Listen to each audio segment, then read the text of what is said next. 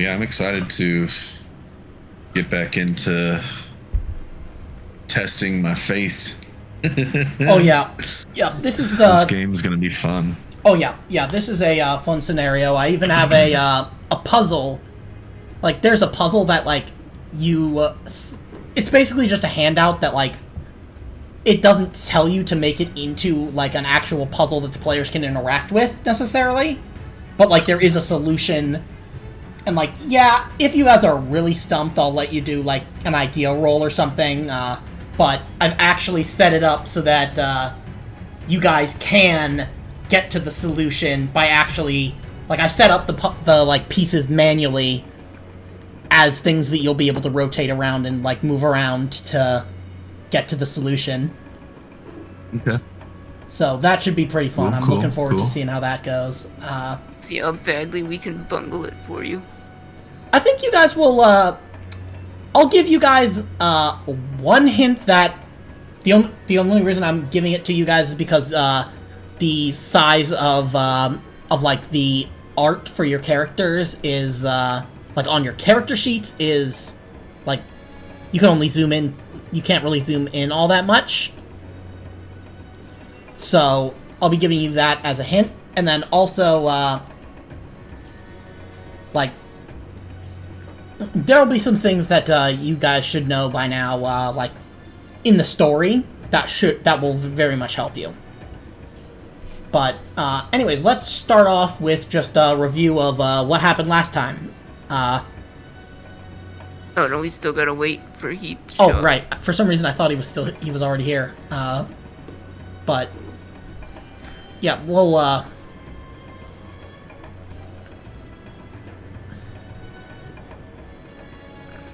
Oh yeah, Cheese, you're not in Roll20. Oh yeah, the classic. I forgot I need to be in there. Yeah, that's why I was...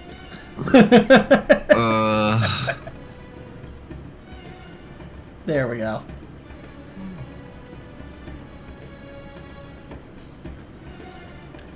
I'm present in the ether. There we go. You know, I could see a cool, like, campaign from, like, even earlier than this. Like, in, like, the turn of the millennium. That would be, like, the original, like, an original copy, like, player characters coming across an original, like, copy of Al-Azif. Like, in the original, like, the original, not like, well, like, before, you know, every single copy was lost, I mean, do you guys know what Al-Azif, what that book, or grimoire actually, is known by more famously? Is it the Necronomicon? Yep, that was a name given to, one of the later translations. Or the Book of the Dead? Yeah, Book of Dead names. Yeah, it was originally written as Al-Azif in Arabic in the year, like, in, like, the 900s by, Abdul al-Hazred. He was mad Arab. Yep, he was found, you know, mysteriously torn to shreds. All in, like, even by the 1920s, all of the original copies of, like, the original book or like original tome gone. There's only a handful of copies of, like, the ancient, like, Latin, like, translation. Copies of translations, basically, right? Yeah, and basically the further you go from the original, the less kind of content they have, but also the less sanity it costs to study them. But they do have, like, rules for the original Al-Azif. It has a mythos rating of 54, which means if you're trying to go against any sort of mythos entity, and you want to make a roll to be like, oh, I look through Al-Azif to see if there's anything that I could use to identify or, like, you know, learn more about whatever the hell this thing is, you roll a D100, and as long as you roll a 54 or less, you actually get information. Cool. Yeah, it is by far the most comprehensive and powerful grimoire in the entire system. That's why it doesn't really exist anymore.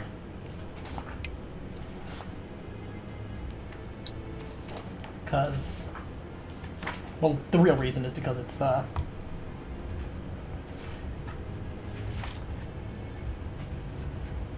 yeah, Al-Azif, sanity loss upon first reading is 2d10.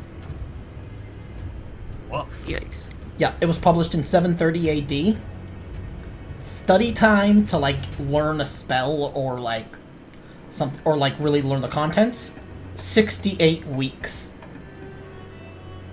Initial reading gives you 6 Cthulhu mythos, and a thorough study gives you plus 12.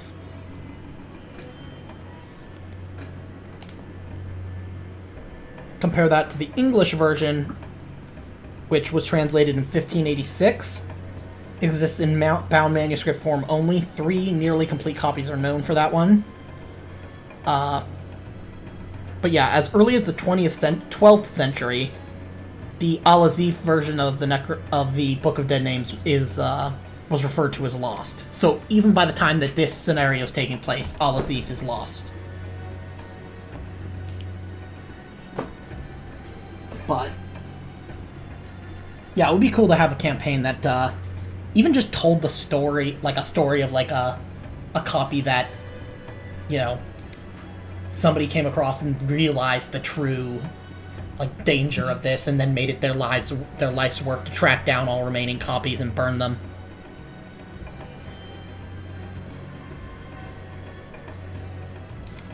While trying to avoid the irresistible lure of unbelievable power. But anyways, why don't we begin by kind of summarizing what happened last time? Basically, we got summoned. Well, okay, started with like a bizarre scene, not like a weird scene, but a scene of a bazaar. Yeah. And a little kid snatched a lady's purse, and I caught up to the little kid, grabbed the purse, and returned it to the lady, who happened to be Cheese's character. What's your character's name? Saja. Saja, that's right. Saja. I don't know how to pronounce Saja. it. We'll say Saja. Yeah. And Saja. my name is Joffrey, and I'm a crusader, a knight of the church, and basically we get a summons to go meet. Was he like the commander, like general or something? The Count of Tripoli, who was a good friend. Right, the Count. A good friend of the recently defunct, or one of the recently defunct King Louis IX's most trusted men. Right, and basically he tasked us with getting the base back. Basically, was that what he was telling us to do? I can't remember exactly. He was asking us to retrieve something from the castle, from the library. Yeah, a volume called Croc de l'Hospital. Yeah, that had recently been lost. It had been voluntarily surrendered under false pretenses to the Sultan. Let me see what was it. Sultan Baybar's men, who basically made forged orders from like the higher ups in Europe to be like, you have our permission to surrender this fort to the Muslims. But yeah, all the Christians have been like basically relocated, kind of evacuated, and now the Sultan and his armies are setting up there, and specifically the Count told you your mission is to infiltrate the Crac de l'Hospital and track down the wise man Geshem, who has an alchemy stall at the market between the walls. He has the key to a secret room in the library, the old library. Who knows what those barbarians have done to it? Within which is a volume called the Restoration Codex. That's right. He told you kind of how to recognize it, but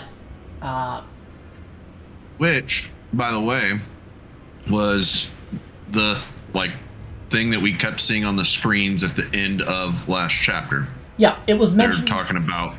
Yeah, one of the sources mentioned in that they drew upon whatever they were doing to build this device was the Restoration Codex. Yes. Okay. So make of that what you will in terms of where this might fit in, kind of thematically to the campaign. But specifically, although several people know the location and the way to that secret room, it's been agreed unanimously that nobody is to share that knowledge. So you will need Geshem to let you in. He specifically mentioned you might want to write this down. He will wait for you to ask him, what star should guide a man afflicted with nightmares? To which he will respond, Aldebaran, which... So, I'll spell that out as well. Yeah. Yeah. Did you type out copy and paste the question too, or something? Oh, yes. So I can. Yeah, I got it. Please and thank you. I would like to put that somewhere. Okay, cool. So that's the question we ask, and his answer is Aldebaran. Yeah, which is a real star, by the way. And knowing a little bit about that star, say Semelin, I would give you you could look that up if you wanted to, as a player, because your character is into astrology and everything. So he would know something about its significance or what constellations it's part of, just in case. Yep. But he also told you that the hidden library is a dangerous place. It is home to much information that must not fall into the wrong hands. Once you enter, ignore anything else you might see and go straight for the Codex. Your senses are likely to play tricks on you, and the devil may try to tempt you. Stand your ground. Excuse me. You also, as you might have noted, that there were lots of rumors circulating about whispers of bad omens lately that everybody's heard about. News of animals dying for no apparent reason or giving birth to deformed youngs with 2 heads or 6 legs. But yeah, you guys, anyways, that's kind of just some main stuff to remember, and then you guys can continue from there. Okay, so after we got our mission, we who told us about the caravan and how we could travel with them? I forget if we met somebody that told us about it. Yeah. Somebody. I did. We had to seek my friend who That's right. smelled of cow dung. Mm-hmm. That's right. Which it specifically says word for word in the actual campaign book. He also smells like cow dung. Yep. Mm-hmm. Yeah, so he told I us guess about... he wasn't really a friend, but he was He was someone you a knew guy would I be knew of. Yeah, someone you knew would be a potential reliable guide. Yeah. Right.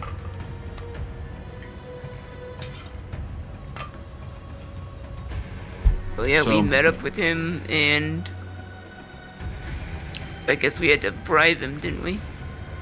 You had to pay him. It wasn't so much a bribe so much as it was you're basically paying for the service of a guide. And guiding us, yeah. Yeah. Yeah, but we felt... I remember that scene because, I think I asked if we were getting ripped off. Yeah.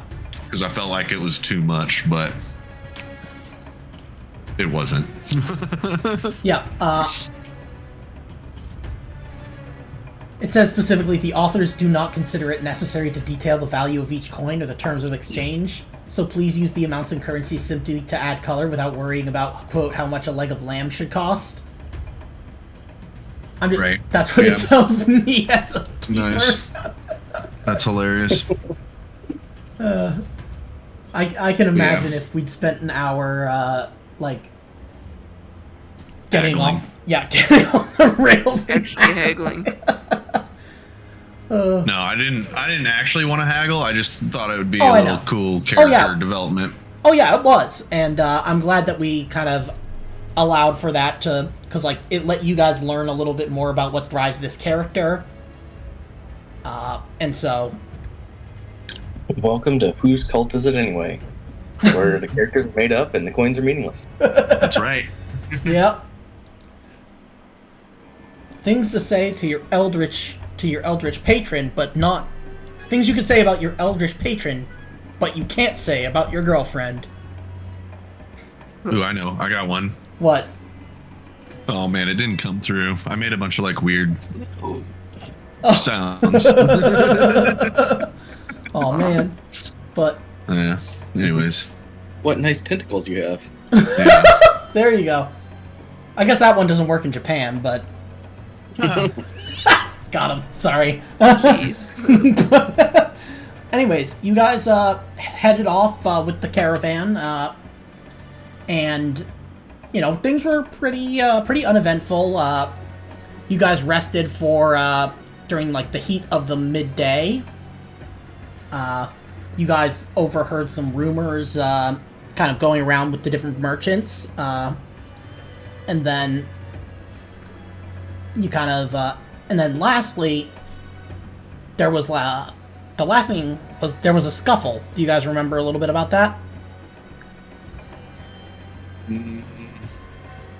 People were fighting about, I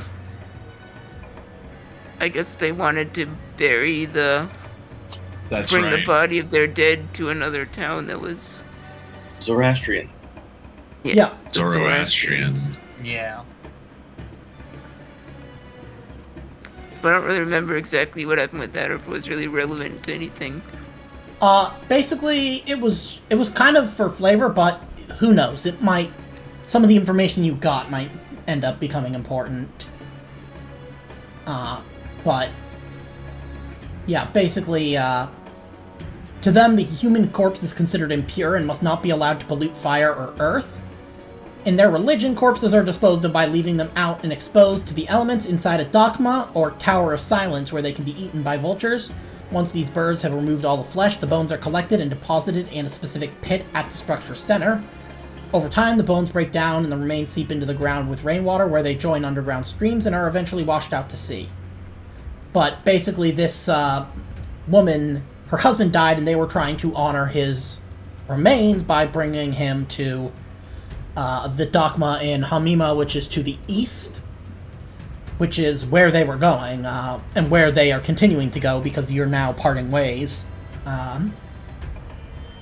So it's morning, and you guys have just kind of split off from the caravan. You guys have your camels or horses, and Faraj clarified that, barring anything out of the ordinary, you guys should reach the Crac de l'Hospital by noon the next day.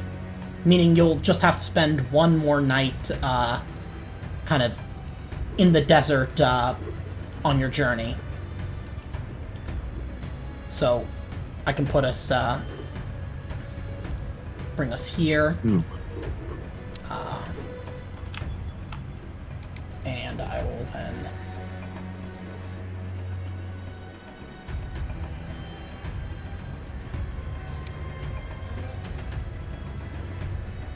Kamima. Yep, so you guys are right about here. In the middle. Yeah, because, like, yeah, you've just split off,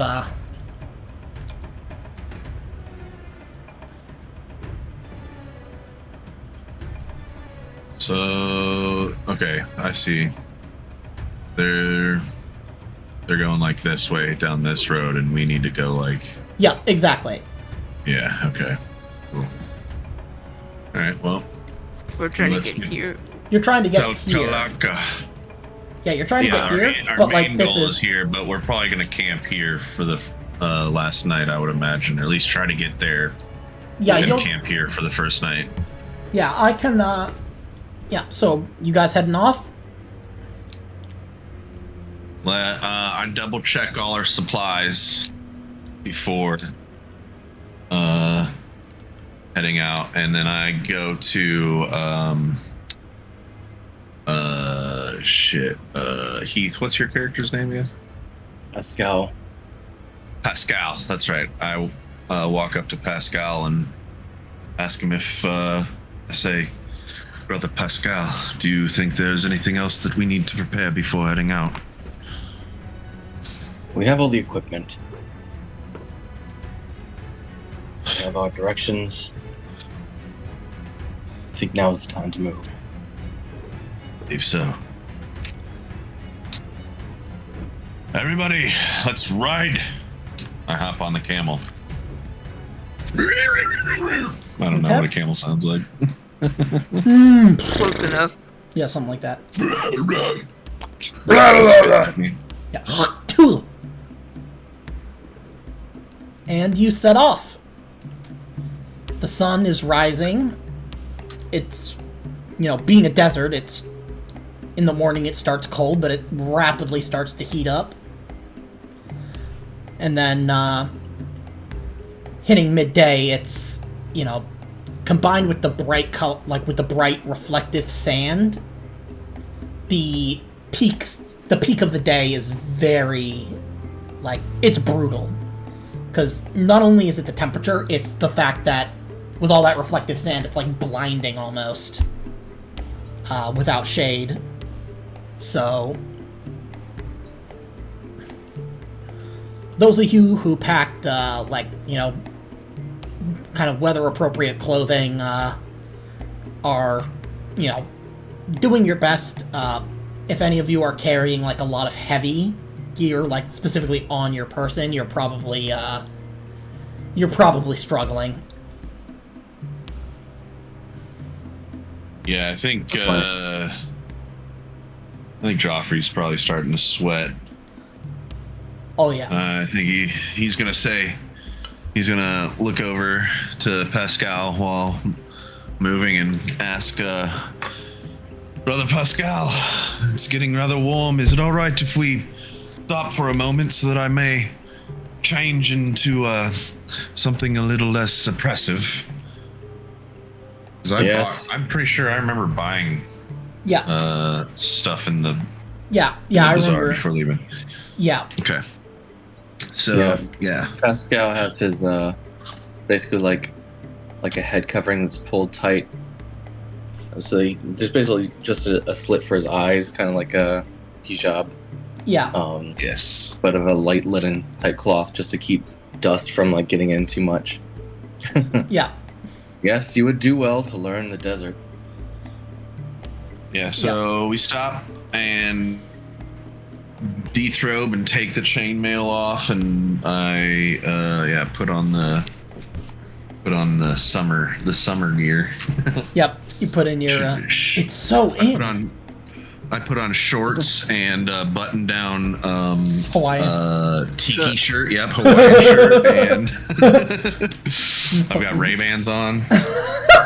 You guys start rubbing suntan lotion on each other. Yes. I've got that super suntan lotion on my nose, so it's just covered in a white cream. Oh man, super 80s. Yeah, you just look like the Palmer Boys. Yes. No, I'm wearing the local get up. But anyways, so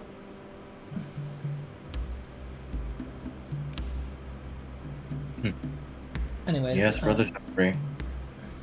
Armor will do you no good out here. Not yet, at least, I don't think. If anyone's crazy enough to start a fight in the desert, just give up. So, you guys continue your journey throughout the day. And, just as the sun is beginning to set, make me a spot hidden check.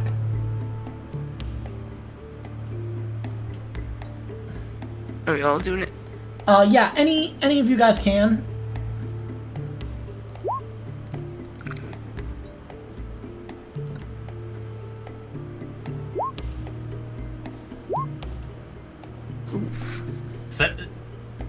Suddenly you just see him look around and then fall off his camel. Yeah. Take one hit point of damage as you twist your ankle. Oh no, I was going to say that he falls off his camel and falls face first into some dung. Okay, I'll allow that. Yeah, I will just still note take that. the damage. Yeah, just note if you hit. I'll say it's either you take one hit point of damage, or until you get a chance to like wash yourself, any and all social interactions will be at a penalty. You know what? I like that better. Okay. Yeah, I like that. Yeah, because they'll be like, Simon, you smell like shit. Wait, did we both fall in camel dung? No, because he fumbled. He got a 98. Yeah, he fumbled. Yeah. Yeah. You didn't Okay, fumble actually, because fumble. your skill is above 50. If your skill is above 50, a fumble is only going to be on a critical fail, like a 100. I believe your camel stubbed its toe. Oh my god. God damn it. Oh, jeez, Fuck. jeez. I love it. So, none of you guys spot it, but your guide does, and he points it out to you, and you all feel kind of stupid for not seeing it. Why do we have to do a spot hidden for that? Are, To see are you if- telling me that's real? I thought it was mirage. Trick of the Yeah, devil. Yeah, exactly. it's a That half- was merely a trick of my Trick of the imagination. mind. Yes. He's like, I was awake. I was paying attention. Wasn't nodding off. The kid is not getting to me. he's like, I love you this smell like so me much. now.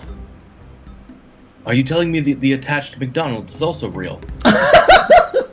No, that's just a Wendy's. Damn. You literally just see someone lean out the window and just yell out, "Sir, this is a Wendy's." Yogg-Sothoth has messed with the timeline again. Everybody make me a sanity roll. Oh god. Anyways, it is a half-ruined Christian tower. You all know that these are relatively common constructions in the region, and used to monitor traffic on the roads, and where applicable, tax the passage of goods. But when the Crac fell, most of these buildings were abandoned. Another damn toll booth. But it wouldn't hurt to make sure before using it to spend the night, which is what Faraj suggests doing, pointing to the danger of being in enemy territory at this point, along with the presence of wild animals like jackals. But he also seems to think of something else that he's not quite saying. So he's suggesting that we should clear out this building. Yeah, check the building, see if it's because he's basically saying like this would be a better place to hole up for the night than like Okay. the middle of yeah, a yeah. fucking. So yeah, I guess Yes, I'll let's draw my sword. me and Joffrey's will clear this building, and you all keep Make a sure watch it's around the safe to outside of stay. it. Exactly. Be careful and watch your backs.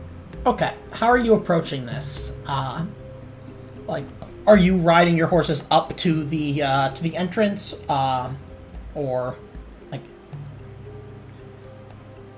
I'd say we Ooh, stopped yeah. about 100 yards away, maybe, Okay, and dismounted to kind of re-equip.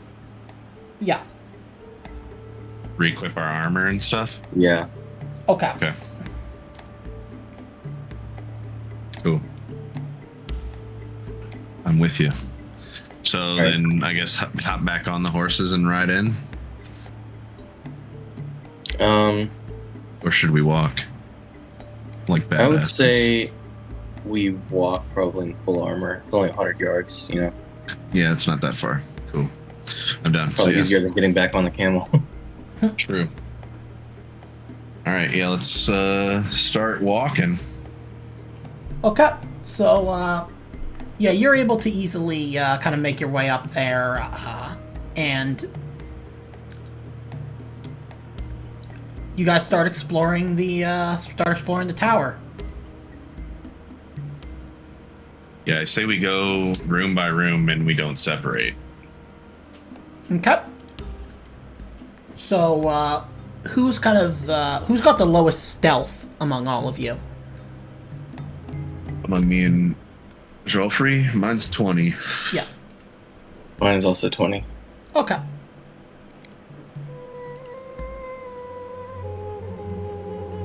So either of you guys can roll me a stealth. Okay, and roll me a spot hidden. Either of you. You're not sure if you see anything or not, but you do know that it looks like from kind of a gross inspection of what you can see from the inside, 3 of the 4 walls are in good shape, and the 4th is only partially collapsed.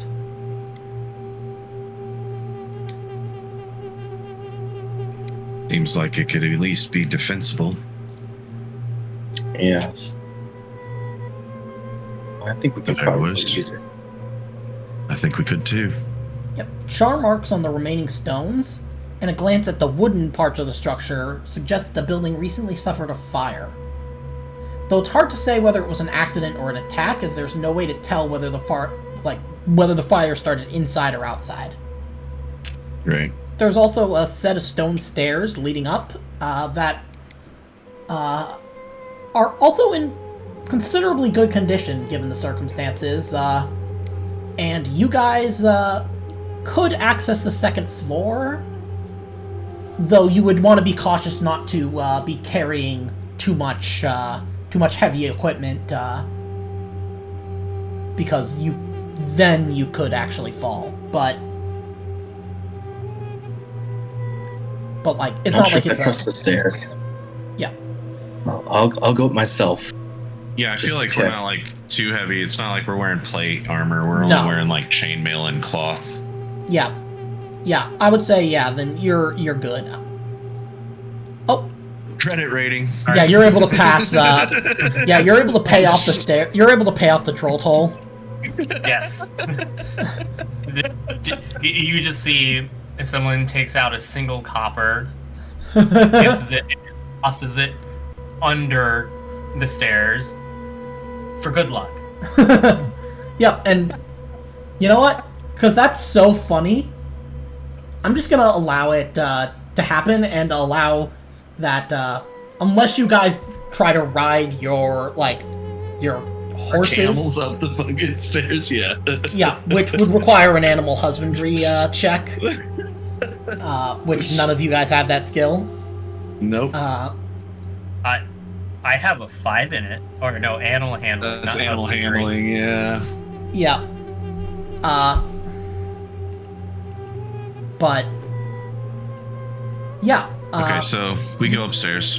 The 2nd floor is now a huge open space thanks to a window in the damage to the 4th wall. From up here, you have a good view of the surroundings to the north and the south. And by now the sun has fully set and the night sky has come alight with twinkling stars and the beautiful band of color of what your characters don't know is the Milky Way galaxy arcing over you. Wow. Much less light pollution out here. What is this light pollution you speak of? I hate it already and I don't even know what it is. In the city, so many oil lamps. Can't see Yes. the grand splendor of the heavens. Yes. I understand now. I agree. Yeah. Make damn light pollution. I guess if we haven't already, we wave out for the rest of the crew to come up to the tower. Okay.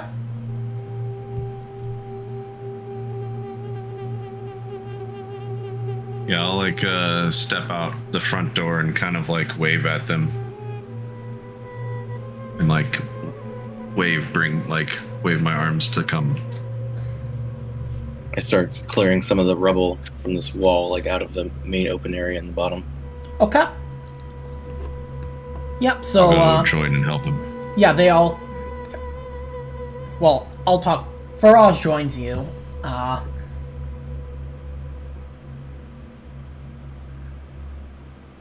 I enter, but I'm still wary that someone could be hiding somewhere. Do you want to make a spot hidden? I'll say, don't worry, Saja. We've cleared the building. Yeah, I'm going to do a spot hidden and maybe look in a darkened corner somewhere and make sure.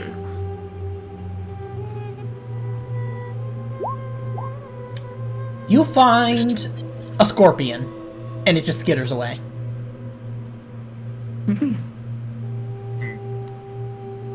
Goodness, scorpion. There seems to be several. Yep. So, do you guys just want to go to sleep, or do you want to set watch, or... Yeah, we should set watch. I'll take first watch. I'll tell Pascal. I'll say. Of course, we should set a watch. I'll take the first one if you'd like the second one. Yes, that works for me. Excellent. I think We I should shall keep- keep. The Sorry. fire's small. Of course. Yeah, you could set Think I the should fire keep- somewhere where it wouldn't be visible from, like, the... Or wouldn't be easily Yeah. visible from, like, the north and the south. I'm thinking Sure. about Lord of the Rings when they're at Weathertop and they light the fire and Oh, yeah. mess everything Yeah. up. Yeah. But,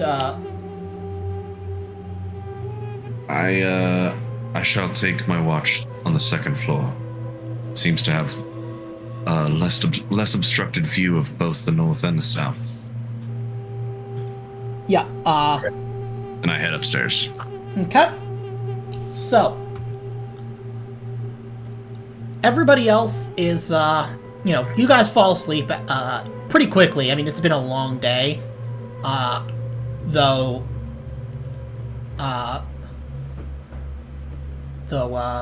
Joffrey's, you stay awake and vigilant.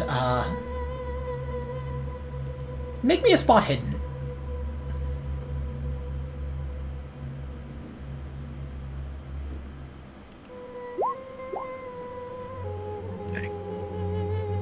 Okay.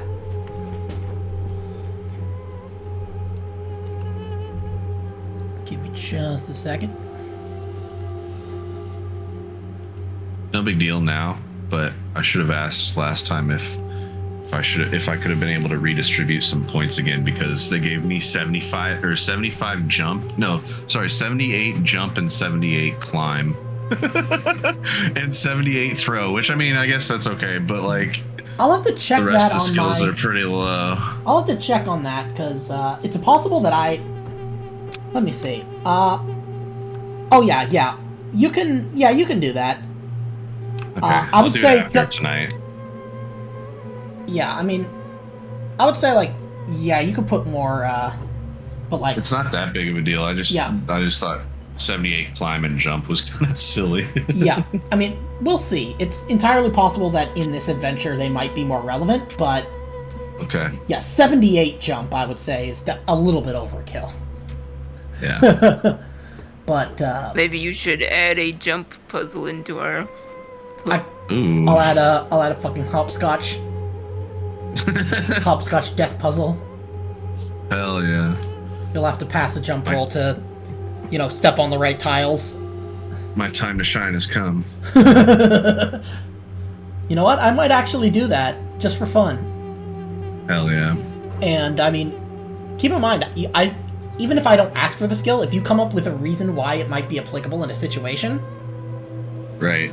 like if you're like, oh, could I climb this wall instead of like, trying to sneak around this area, like whatever, like Right. yeah, right, you can still right. do that. Anyways,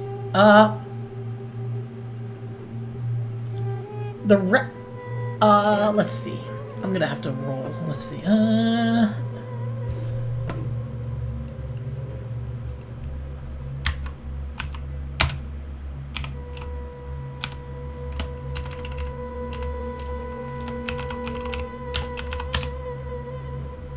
Okay.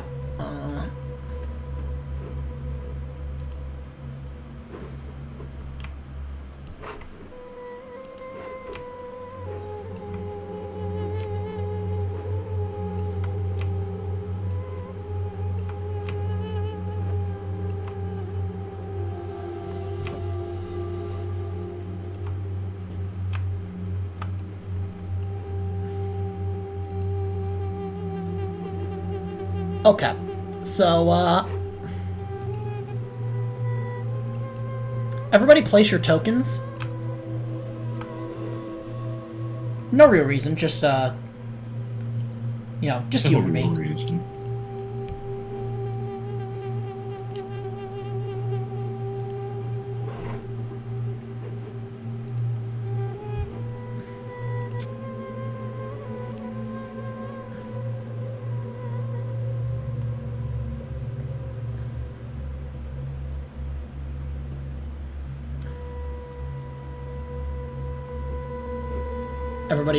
Everybody good? Yep. Everybody happy with where you are? Yep. Okay, let me, I'll put Faraj's token up as well. Whoop. Why does he... That's... Did I forget to... I guess I did. Let's see.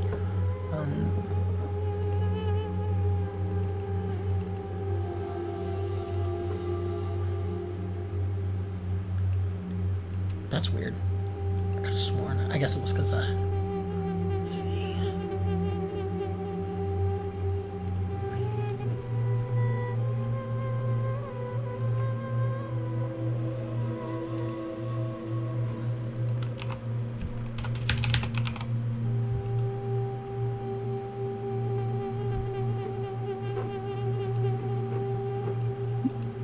Okay. Now, there we go. Okay, and, so all of you are in the places you want to be in, right? Like where you went to sleep? Yeah, I guess if this is the second floor where I'm at. Yeah. Okay. So let me, clear Yeah, that. damn, I didn't see these motherfuckers. Oh, shit. Let me see if I have a good, That's alright.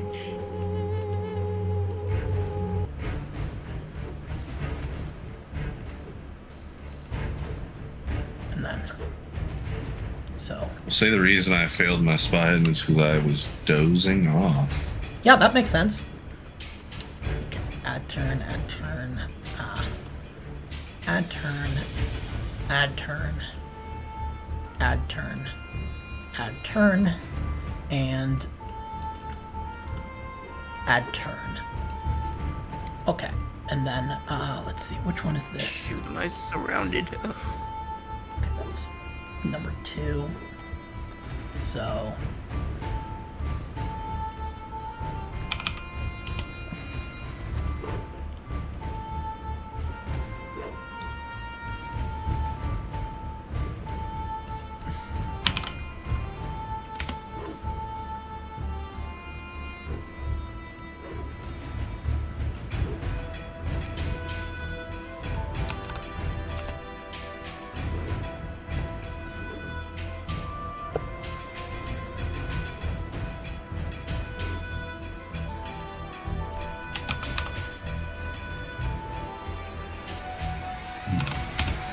okay, and then, I'm gonna get Faraj.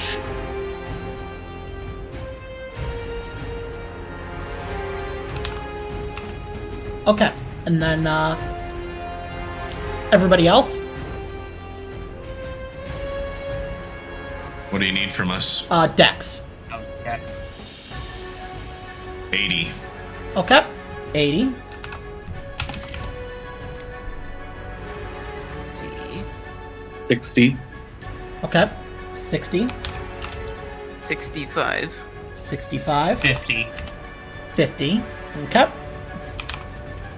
Now, we are going to do this in descending order, so, Geoffrey, well, technically, you, as they enter, Yeah, you get to make a dexterity roll.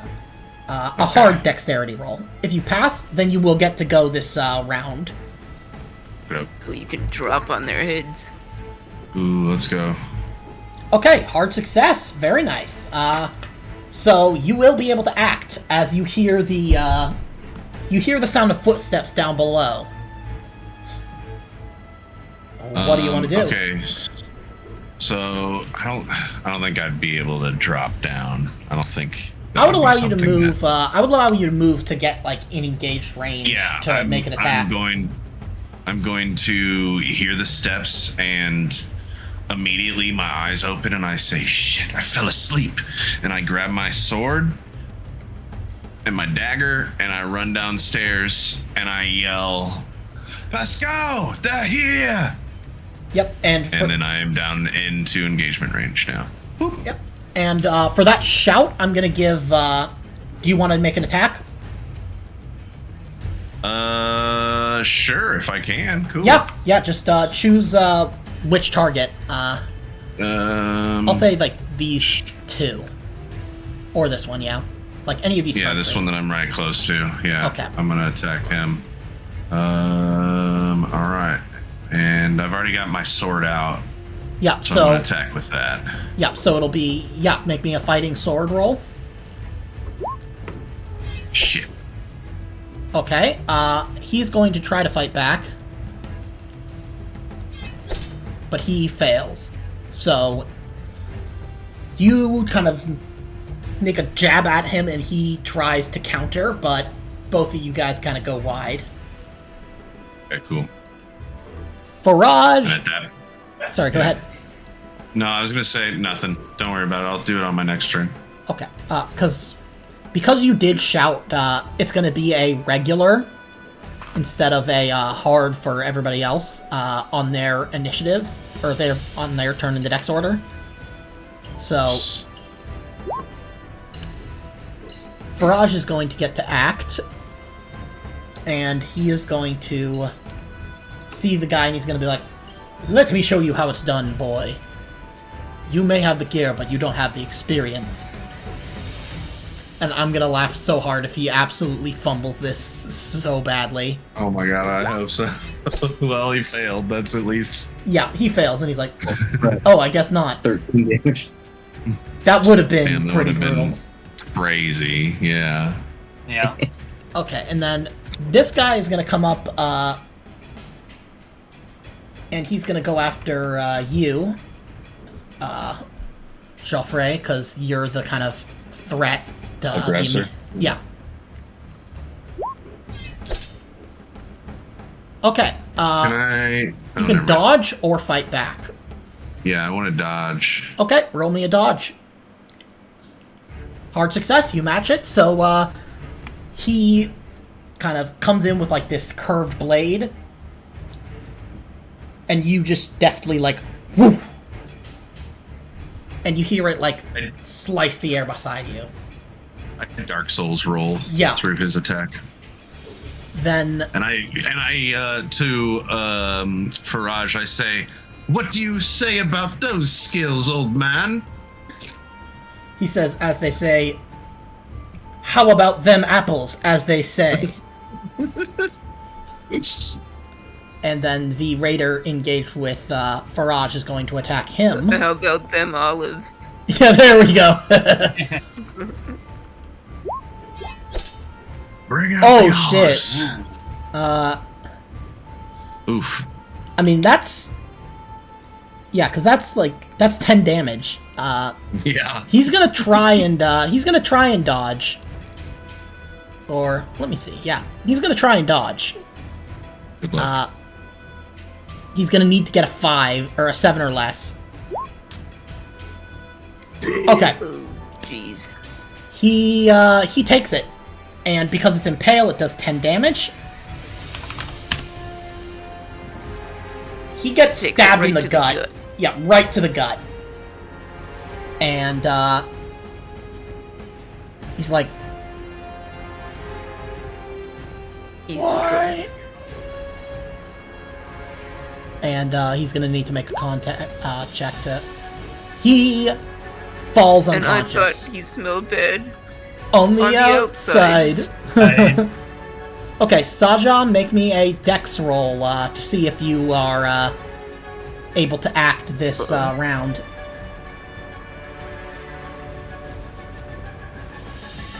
Okay, you're able to act this round. What do you want to Nice.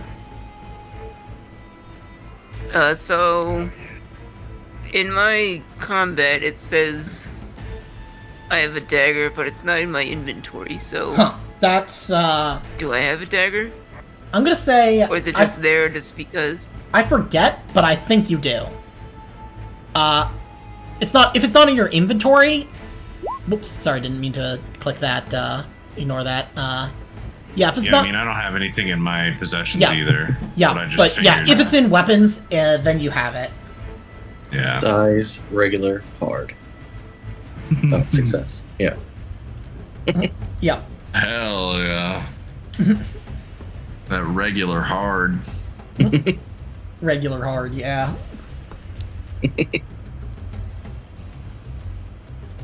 But I kind of feel like my first reaction wouldn't be to try to just stab the nearest person. You could always use But your maybe- first aid skills on Faraj.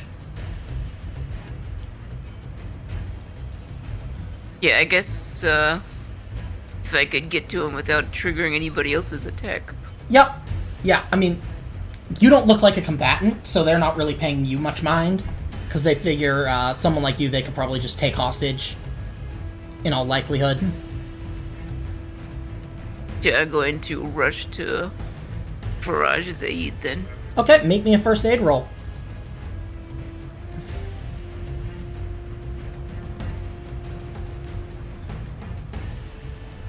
These skills.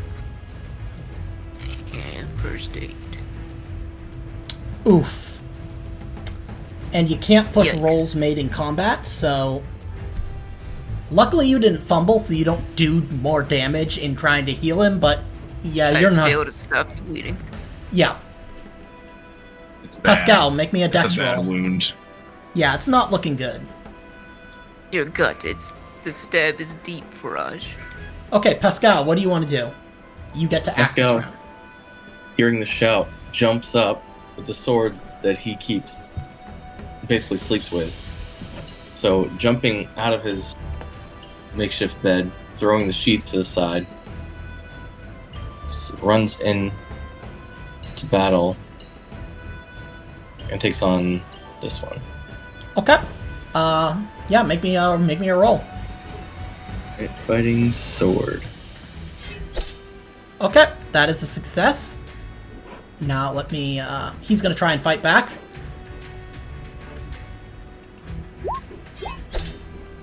Oh!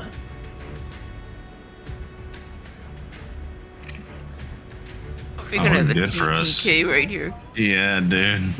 This ain't looking good. Wait, what's your armor?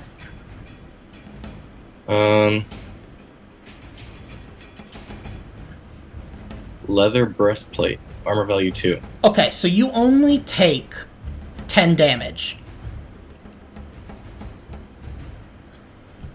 Okay.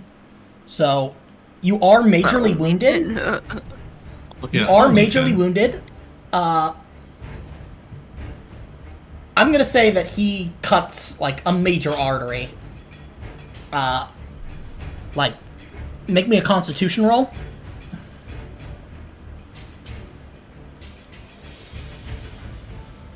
Let's go! No!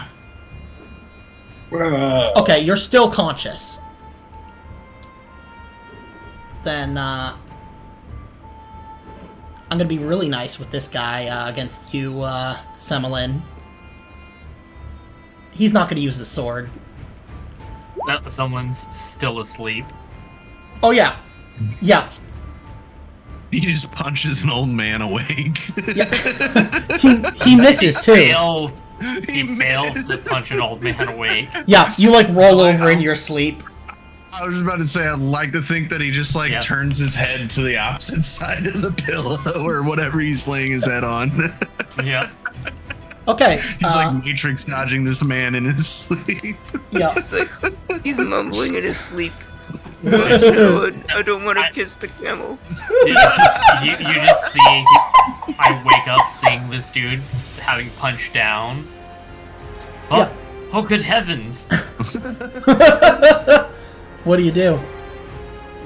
I'm trying to get out of there because I Okay. have no weapons Okay, you can run and and hide. no skills. Yeah, you can run and hide. Yep. Move yourself where you want to run to.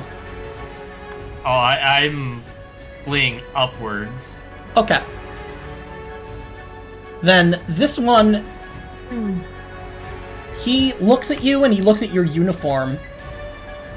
Like he sees that you're a member of the church, and he like shakes his head, like he's having a crisis of like whether or not he can really do this. While this guy goes up to the unconscious Faraj, sees you trying to give him medical aid, and gets a closer look at his face.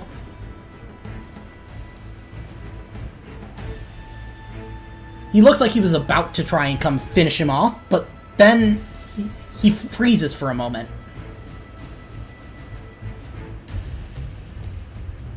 He raises his arm suddenly, and in Provençal, he orders his men to withdraw. Sacre bleu! Yep. Joffrey exclaims.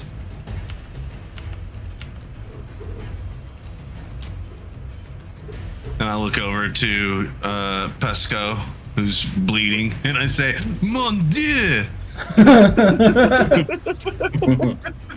Geshem!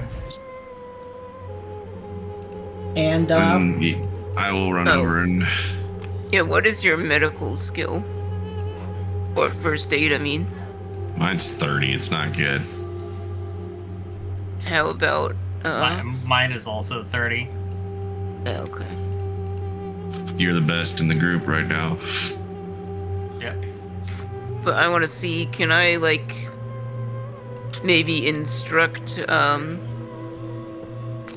what's his name? Joffrey? Yeah, Joffrey, maybe give him a bonus. yeah, you could give him a bonus die. Alright, bet.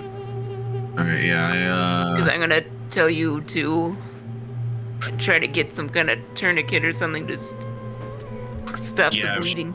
Yeah, I've got like a satchel with some whatever rudimentary first aid that knights carried, if they even did back then. But I'm assuming there's like some sort of sinew string and some like makeshift bandages in a pouch that I got in my fucking Yeah, or my a belt or hip. anything, really. yeah, Or absolutely. something.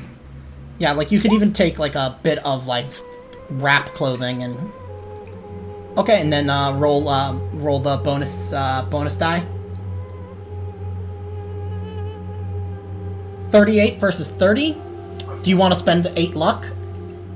Yeah, I do. Okay, Pascal, you are still majorly wounded, but you gain a point of health back. Yeah, I just figured I wouldn't drop Faraj and run Yeah. over to somebody else, but I'm gonna see if I can stabilize Faraj again. Okay. Oof. Ooh, Do you want to darn. push it? I feel like given the circumstance, And Probably, I yeah. come down and help. Do you have any first aid experience? Or like, what's your skill? My skill's 30, so not a lot. You would have to pass one, and then I would let you try to assist, because that way, if you fail, it won't cause any problems.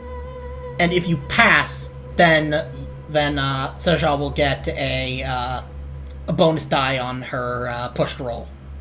Okay, let me try that. I'll see that the men have disappeared and come back down and try and help. Do you want to spend Can I 7 luck? spend luck? I'm gonna spend luck. Okay, so then Saja, you can do a pushed roll with a bonus die. so do I re-roll or just click bonus? Yeah, just re-roll and then click bonus if you If you fail. yeah, or even if you don't fail, because you might get a A hard success. I'm gonna let you do. I'm gonna let Nice. you bring him back with two. Like he's gonna get 2 extra. So he's still majorly wounded, but It he appears comes the back too. thickness of your gut may have stopped the blade from going deep enough. Better out than in, I always say. I recognize those men. They spoke Provençal. That is where I'm from.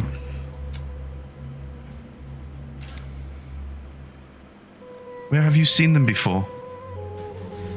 Well, they were, I remember them being part of a Frankish militia. I don't know what they're doing now, but They're turncoats, obviously. seems they have turned to robbery. They fight for money, no love for the Lord. Clearly not, but Stealth swords. we should probably get some proper rest, he says, like, breathing, with labored breathing. Yeah. And you Do you guys... believe it'd be safe to camp here again? I guess probably. They probably wouldn't come back to the same spot. What kind The of finals. idiots would come to the same spot twice? You never commit the same crime in the same area twice. Yeah, the first time was just a case and robbed the joint a little. So, Futurama. Unwritten rules. Yeah. The only scraps left of their decency is why we're not all dead. True. Well, we can be thankful for that at least. And you guys go. Back to bed, I'm guessing? Yeah, but before I take Pascal aside, and I've got my head hung, you can't really see my face, and when we finally are like kind of in a corner by ourselves, I look at you and I'm like bawling my eyes out. I almost lost you. I almost lost everyone. It's my fault.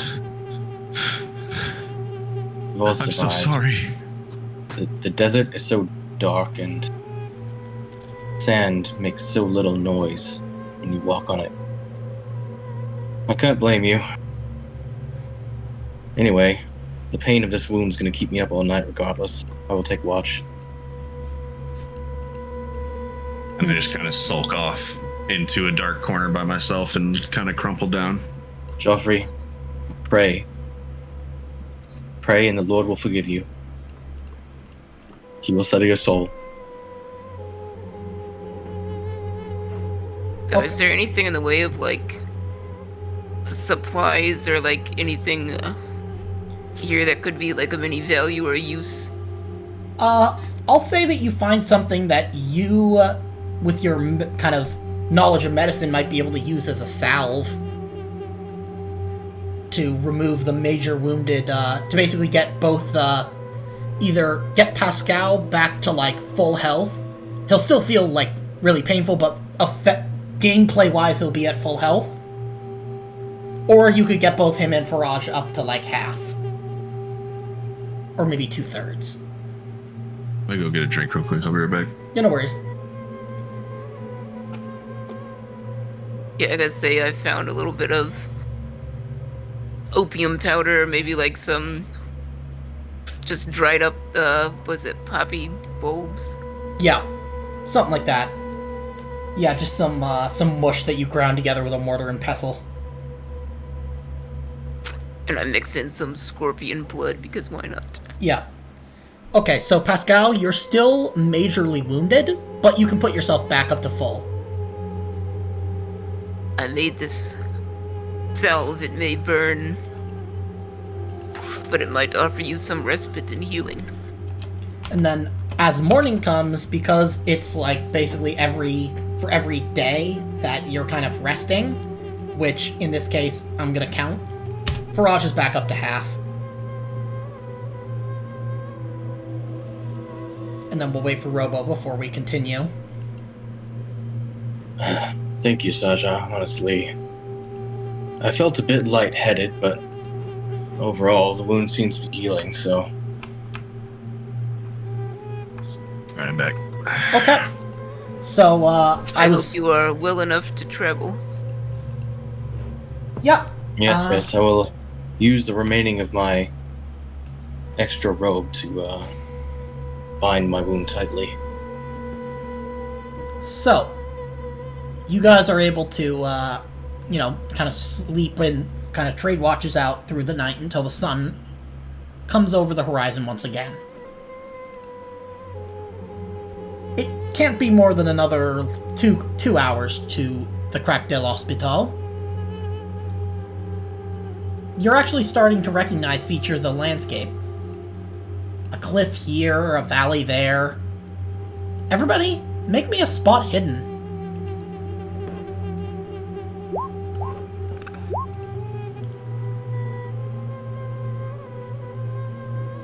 Geoffrey, you're too kind of Still in wrapped my up. own head about last night. Yeah, exactly, that you don't spot. But you, Well, we both. the rest of you, think you can see the remains of a wagon as well as some people, possibly injured about 400 or 500 feet ahead by some natural rock formations.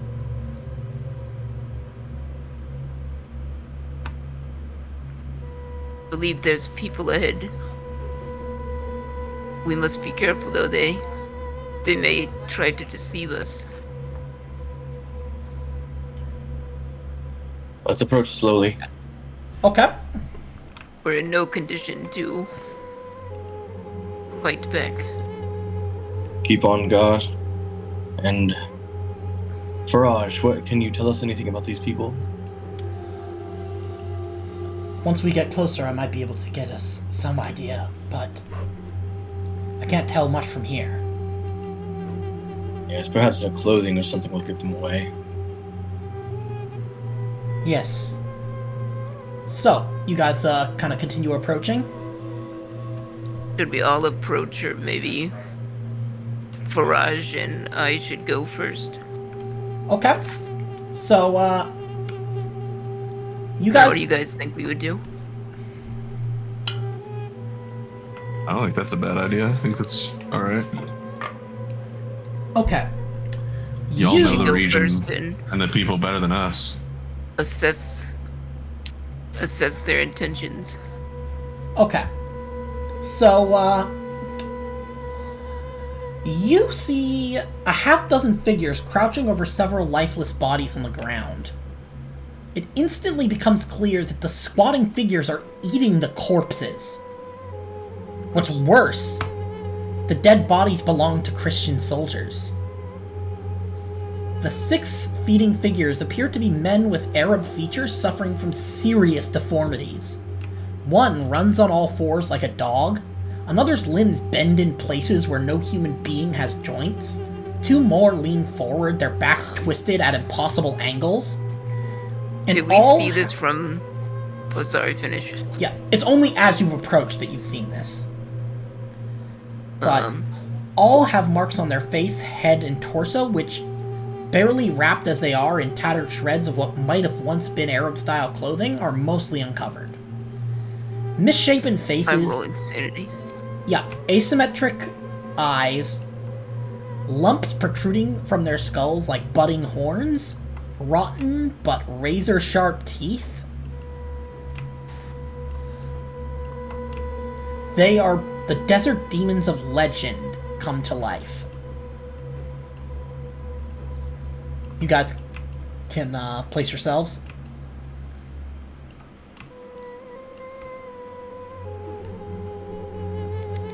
Where in particular? You guys, we're just gonna say it's like linear, like you're going from left to right. I would say that you guys are probably closer than Okay. me and Pascal. Me and Pascal are probably back here. Yeah, and Yep. so, Saja, roll me 1d4. Where is Faraj on your... Saja, sorry. Oh, he would be with, alongside you, I'll place him now.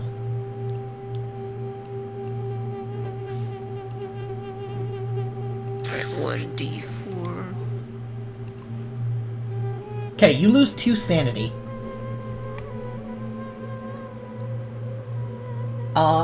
What's your education attribute? Like score? 35. Okay,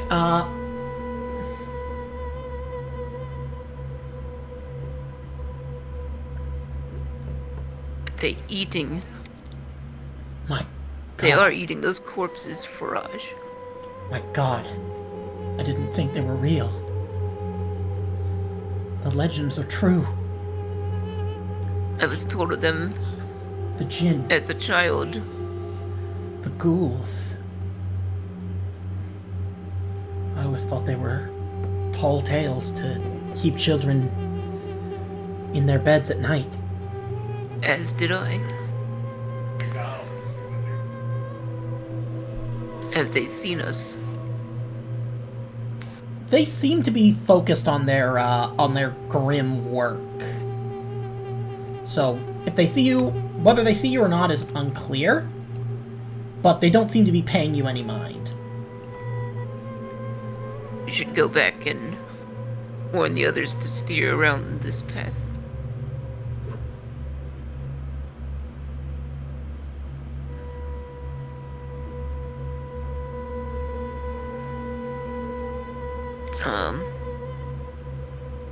Yeah, I think we're gonna turn around.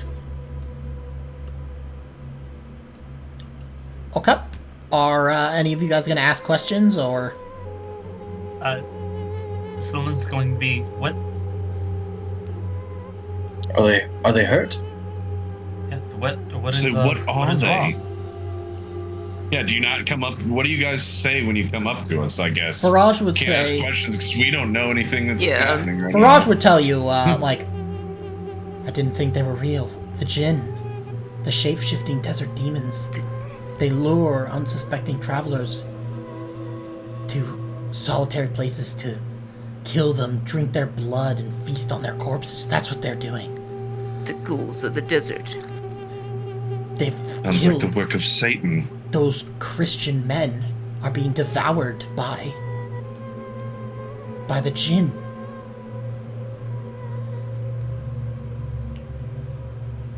You sure they aren't just cannibals?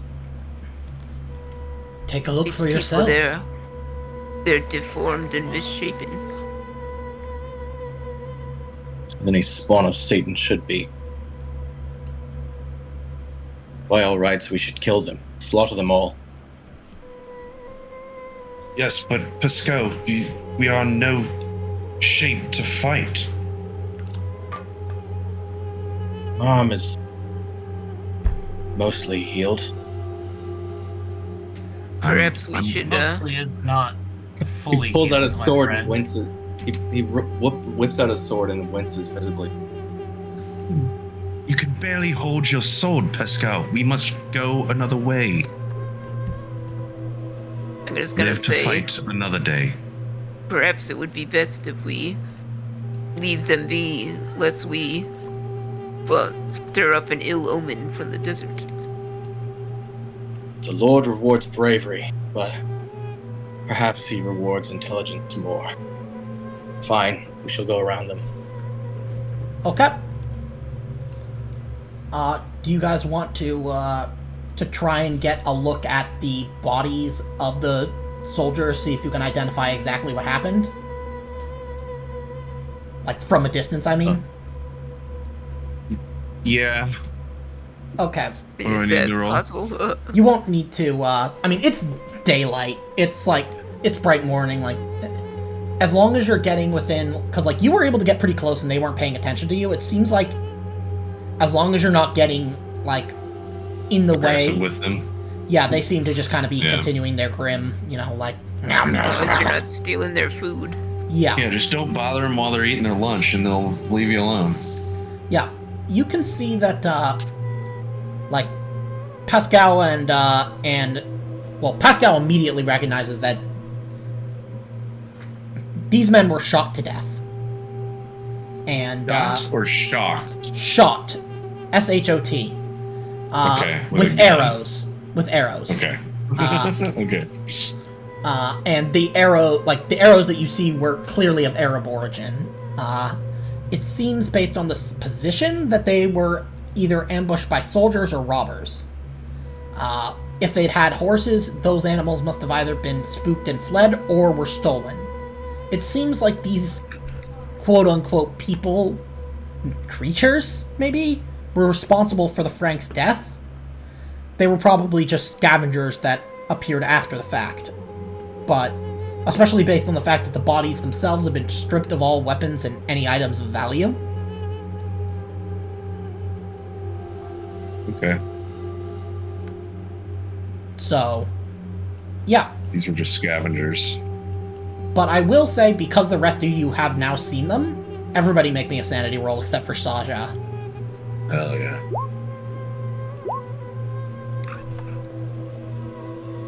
Okay, Pascal, make me a, roll me 1d4. And then Semmelin and Joffre, I'm gonna say that you guys still lose 1. Okay, so, Semmelin and Joffre, you lose 1. Pascal, you lose 2.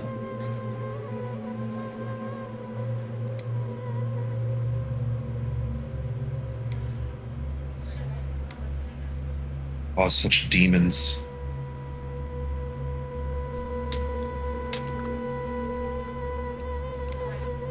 Okay. It's early afternoon by the time you finally reach your destination, the Crac de l'Hospital. The white walls of the Crac de l'Hospital tower over the craggy, barren landscape. Massive, powerful, impregnable, or at least it seemed until 2 weeks ago. For you, Pascal and Joffre, it makes your blood boil, even as it fills you with a deep sadness to confirm the rumors you had heard about how the Mamluk troops had weakened the southwest tower until it collapsed. Today, the structure is little more than an untended pile of rubble, access to which is awkwardly blocked by a makeshift palisade of stone and timber. The esplanade surrounding the Cyclopean structure is now teeming with shops, stalls, carts, animals, and people.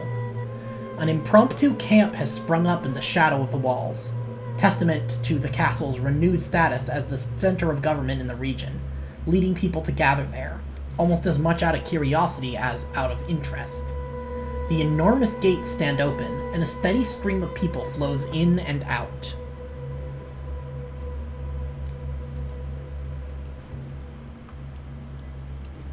Yeah, it's a big ass building. Oh yeah. Yeah. Thick. Yeah. Okay. Let's say this building is quite impressive. Should have seen it when it was at its height of its glory. Yes. It's Built- become a bastardization of what it once was. Built to honor God in the land of savages. To think such a thing could be built in the desert. Now, Think yeah. you were persuaded to give it up.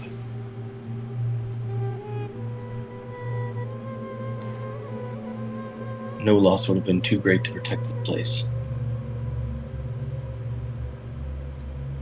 It's hard for you guys, Pascal and Joffre, to walk these same halls and look at the same walls. The contrast between the orderly and efficient military facility of yesteryear and the current hubbub, with every last corner harboring a canopy or stall, stings. The area between the two main walls is overrun with vagrants and professional beggars, as well as merchants using any gap they can find to display their wares. When the Crac was taken, the Christian knights fell back to the coast in Tripoli, their last remaining stronghold, stripping their former bastion of any military value. Today it is home to a medley of curious bystanders, eager to see what the Christians created on their land, and merchants who care only about the color of the coins, not of the hands that give them. As you've approached the castle gates, Faraj bids you farewell with a theatrical bow and collects the remainder of his fee before melting away into the crowd.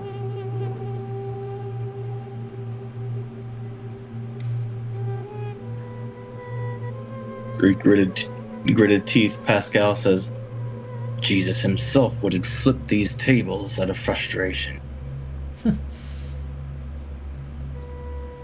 And there are over 100 stalls and tents inside the Crac.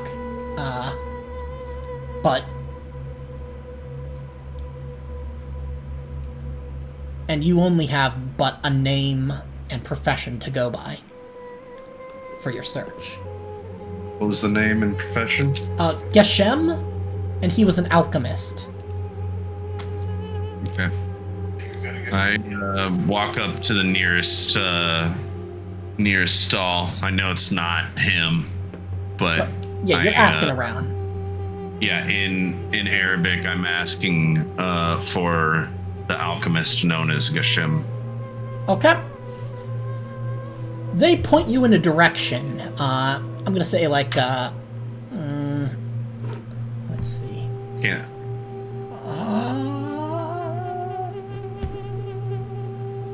Yeah, like, we'll say like right here. They kind of point you in that direction. Okay. And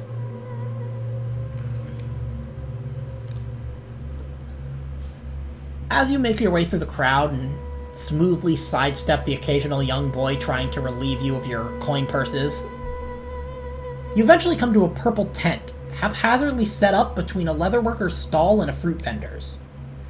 The latter's cries echo into the investigators, and by investigators I mean your heads as they draw nearer. There's no display or table outside the tent, though there is a small shelf stocked with little bottles containing different colored powders and sands, as well as a few unlit oil lamps. The cloth that doubles as a door is partially drawn aside, and there's nothing preventing you from entering.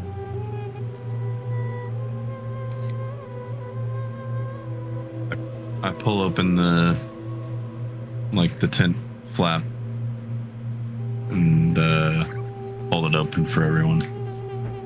Okay. Do you all enter? I'm gonna hold Joffrey and then turn to Saja and say, Saja, you first. You know the customs better. Very well. Okay. I enter first, I guess. So, your overheated body thanks you for the sudden change to a place in the shade. Inside are several rugs and shelves stocked with even more jars and vials, lit by a light that shines yellow in some places, orange in others. But there's no one here. You can see several manuscripts and even a few books piled in the corner. More than some of you have seen in your entire lives, maybe as many as 10. There's also some clothes and a tray with the remains of a light meal. Tea, couscous, and a few dates. I'm going to, I guess, call out a greeting and see if... I mean, is it just one tent? I mean, I can see the back and everything. Yeah, you're just in one tent in between a leatherworker stall and a fruit vendor stall. Okay, so there's nowhere someone could just, like, come in from, I guess. Aside from the area you came in from. Okay.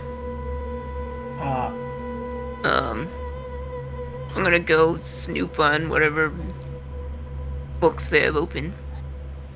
Just a couple of treatises on like alchemy, kind of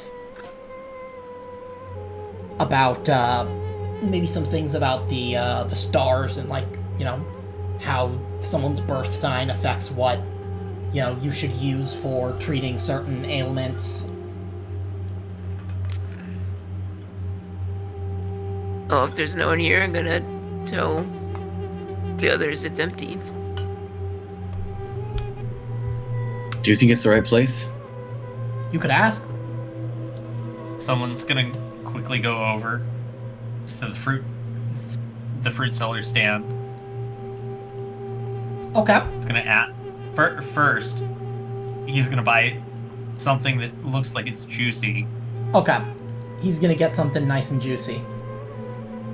I don't know what fucking I don't know what, aside from like... Yeah, something. He's gonna take a bite and then just rub a teeny bit on his face, trying to get the smell of the camel dung off of him. Just rubbing an apricot on his face. Yeah. Oh Now my it God. just smells And then like apricot and while shit. he's doing this, he's gonna try and talk with the fruit seller, ask him where the proprietor of the tent is. Oh, you mean Or- Geshem? Yes. He's not here. He was taken away by the guards yesterday. Oh, well, that's unfortunate. Any idea why? Apparently, he was considered a traitor. He Oh. was associated with those vile Christians. Oh, yes. Those yes. horrible, horrible Christian crusaders. Those subhuman filth. Man, if I ever saw one of them, I'd string them up. Mm. He's kind of You hamming do it up. that. You do that. But yeah, as that happens, a silhouette comes up to and into the tent. It's a figure dressed in deep dark blue robes.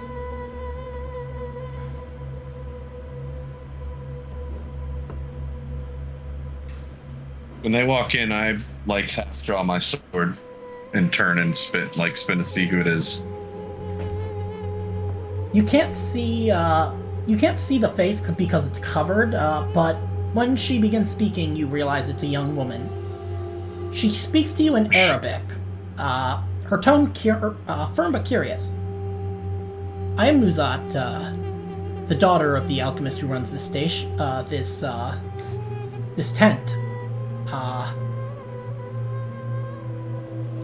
She takes one look at you, Pascal and Joffrey, and then she turns very serious and changes to speak in Provençal. What star should guide a man afflicted by nightmares? And I say, Aldebaran. She allows the curtain at the entrance to fall shut behind her, and I've been expecting you. You've come just in time. We've Mid-afternoon. traveled far and faced many dangers to arrive here. Oh yes, there's a great many dangers, and potentially more, but I know some information that may be able to help you, if you'll help me find my father. About mid-afternoon yesterday, the Sultan's soldiers barged into the tent and dragged him away. Based on a few eyewitness accounts, apparently, they were accusing him of conspiring with the Christians from when this place was controlled by your order. I assume he was locked up in the castle's main buildings awaiting trial by some military poobah, or possibly the Sultan himself. Apparently they will keep him in prison for 2 or 3 days first to soften him up before questioning. I don't know exactly what it is you're looking for, but I will help where I can if you'll help me rescue my father. Yes. Apparently he has information we need, so we will certainly attempt to rescue him.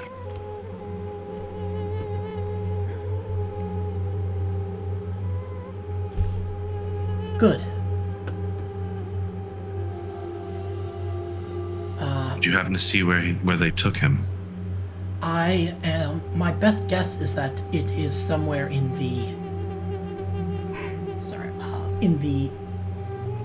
the castle's main building. Somewhere in the keep, I would imagine. Most likely.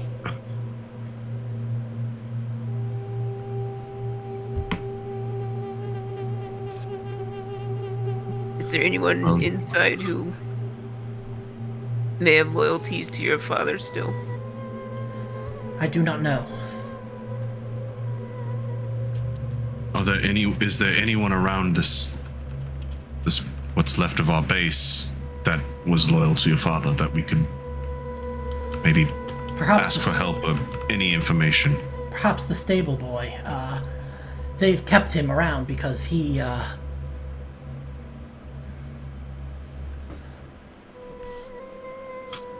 served the order as a stable boy, and the Mamluks have spared him so long as he continues to do the job. You'll also need a place to stay for the evening. We are weary from our travels. Of course.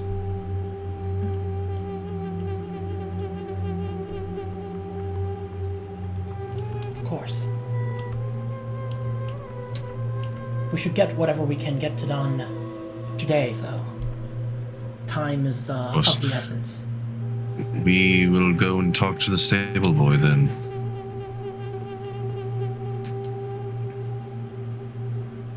Does that sound all right, Geoffrey? Or I'm Geoffrey.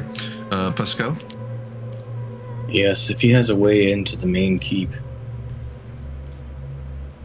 Yeah. Maybe we, Good. if anything, we might have to don our disguises to sneak our way in.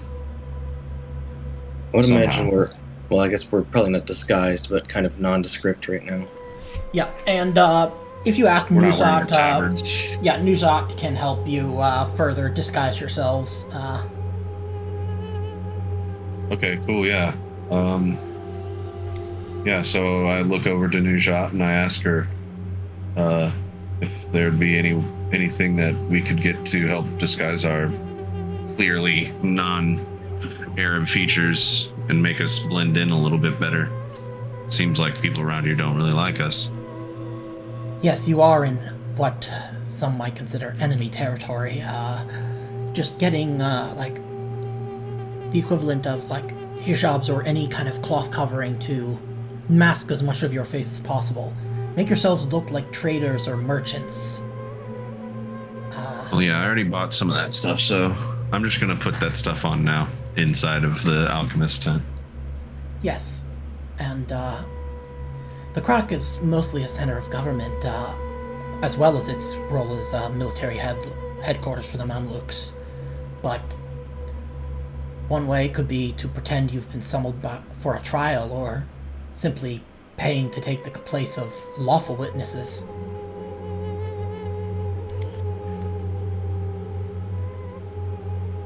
Probably work. Yes. Yes.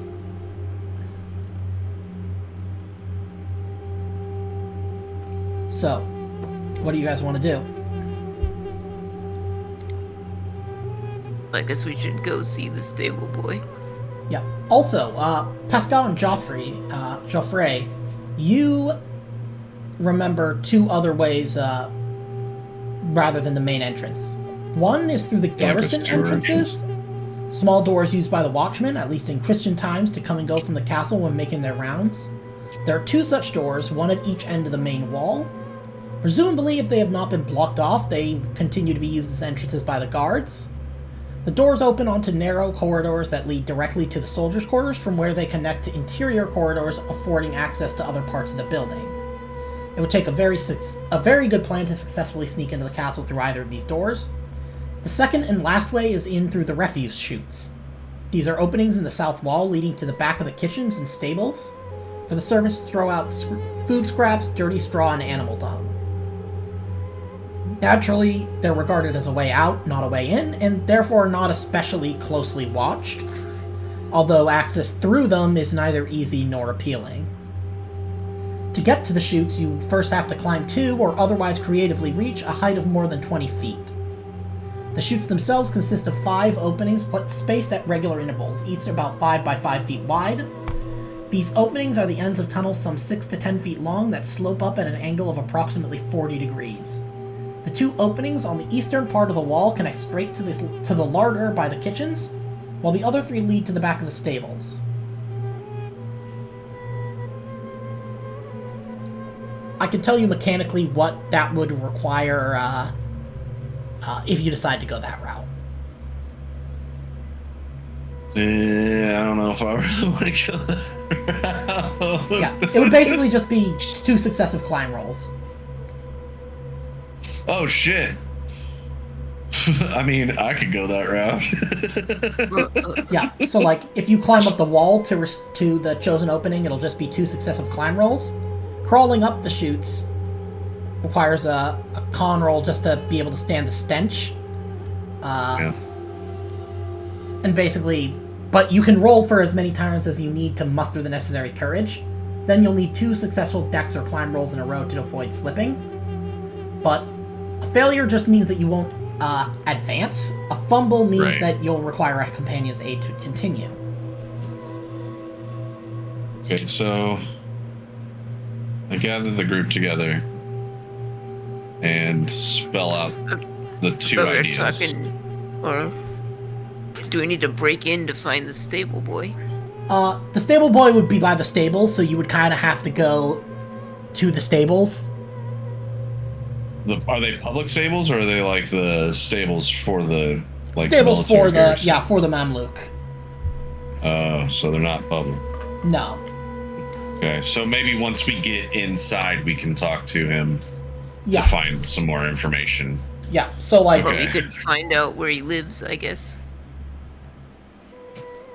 And talk to him when he's not.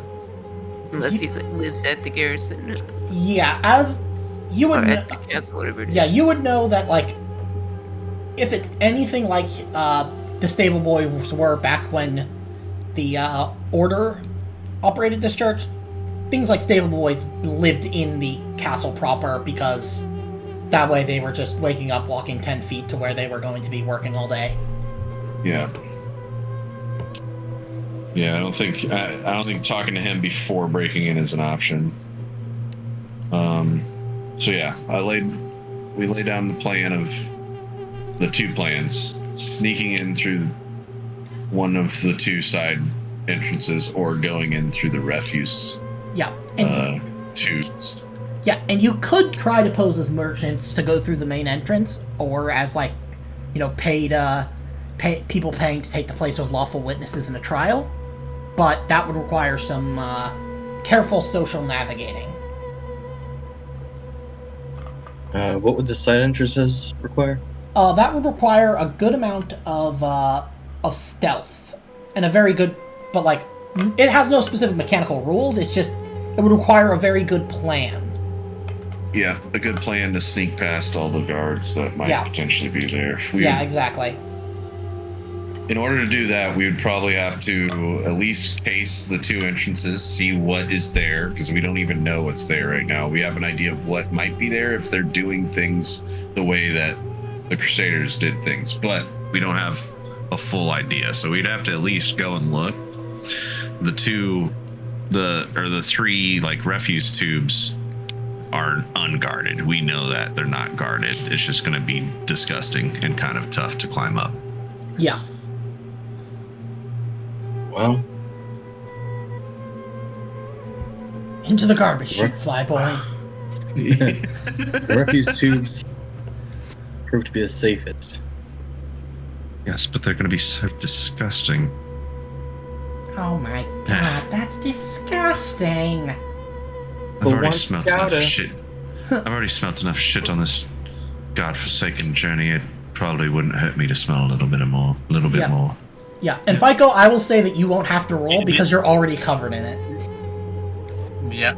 The fruit did very little, Yeah, Yeah. yeah. No. but it did taste very good. You got a couple That's good. pieces of, it got a little contaminated, but not too bad. I'm sorry, that's so gross, but... So, So what do you think? Do you think you take the tubes? I'm okay with it.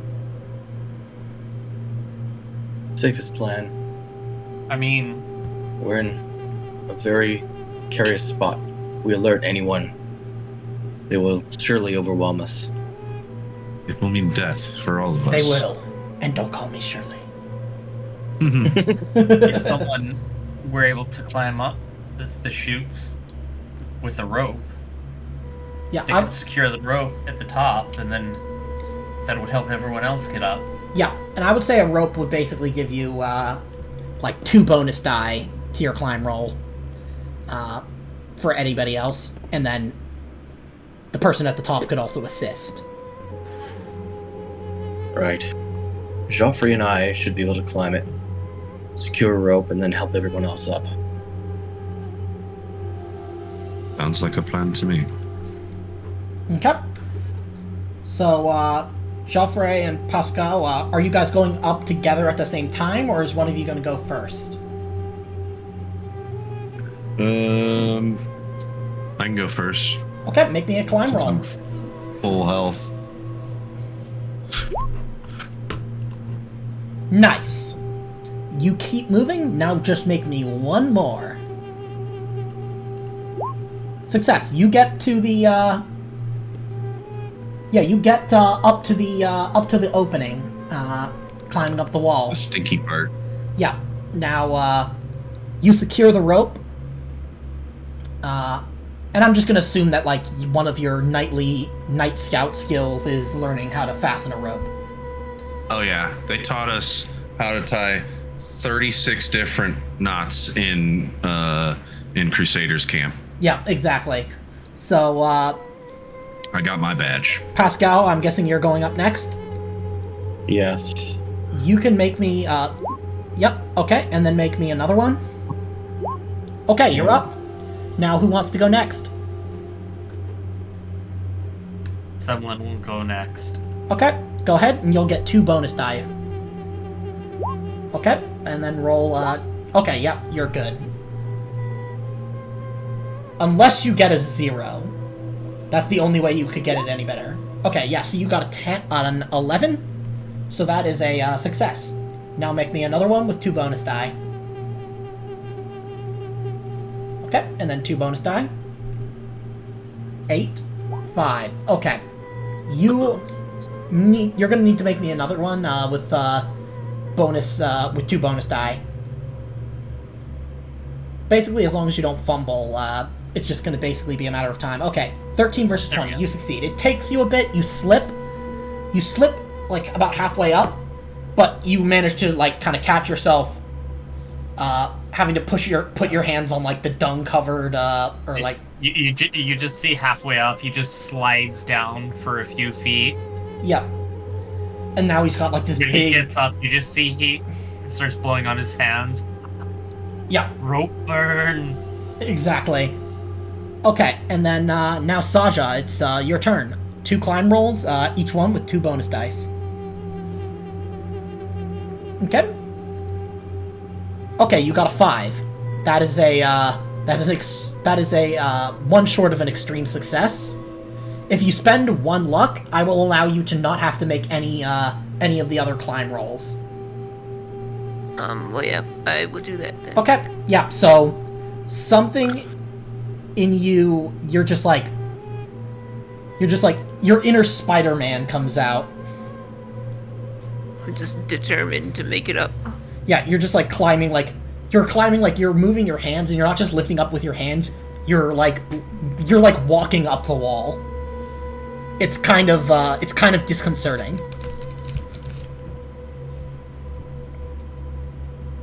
But yeah, you guys have all gotten up to the chosen opening. Who wants to go in first? Someone will go in first. Okay, make me a Constitution roll. I'm already covered in it. Oh, right, yeah. So then you're going to need to make me 2 successful dex or climb rolls in a row to avoid slipping. Okay. I slip and fall in it again. Yep. Okay, so we're going to keep going. Okay, now let's make a second one in a row. There you go. You get to, yeah, you get to the, are you guys trying to get to the larder or the stables? I mean, Probably the stables. Stables is where the boy Yeah. is. Stable boy is. Yep. Okay, so, yeah, I'm gonna say that you kind of crawl out and you, like, flop over into a big bale of hay. Who wants to go next? I will. Okay. So make me a Dexterity? constitution roll first. Con first, yeah. Okay. You're I gag. yeah, you're gonna basically you can't start climbing until you pass that con roll. I shake myself. Can I do some deep breaths? Okay, get it together, Geoffrey. Get it together, Geoffrey. You can do this. The question is, You did you really do this. want to take You can those do deep this. breaths? I was gonna say the same thing. I'm like still gagging over it. I step away for a little bit away from it so I can get some fresh air when I'm doing the deep breaths. Okay. Okay, success. Now make me two successful con rolls, or not con rolls, climb rolls. Yeah. Okay, that's 1, 2. There you go. Do you want to have secured a rope? Yes, I'll Okay. secure a rope So and throw it down. Yeah, who's going next? Pascal can come next. Okay, make me a con roll. Oof. Okay. Okay, try again. Okay. Now make me 2 dex or con rolls. Each one will be with both with 2 bonus die. You're gonna need to get 2 successes in a row. Okay, climb. Yep. Okay, roll me 2 bonus die. That's 81. 41. Okay, yeah, you're up. Now, Saja, you're the last one. Con roll. It's okay, I'm used to smelling forage. Constitution is here. Okay, apparently, well, do you want to spend 5 luck? I mean, it doesn't really matter. You're gonna get to roll again. Well, I think I'll just take my chances Okay, roll again. and roll again. You're really struggling, man. Okay, roll again. Extreme success. You've become one with the poo. But, No, okay. I decided to hold up a bag of some crushed herbs to my face. Okay, now make me 2 successful either dex or climb rolls in a row with 2 bonus die on each. I'm gonna roll dex, definitely. Okay, that's 1. And 2. Yep, there you go. Okay, everybody's in the stables. We see Shaja climb up with 2 sprigs of mint just sticking out of her nostrils. Yep, exactly. But she's also climbing like Spider-Man style. Like just...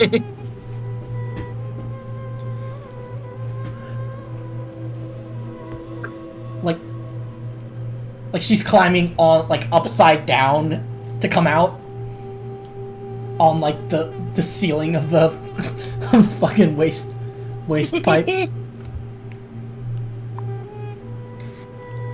And I'm just singing the Itsy Bitsy Spider. Yep. Dear God, a demon, and I strike her down. Oh. So, yeah, you see like a young boy,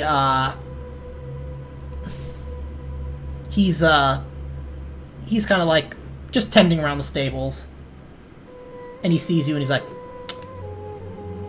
"The legends are true! The poo people!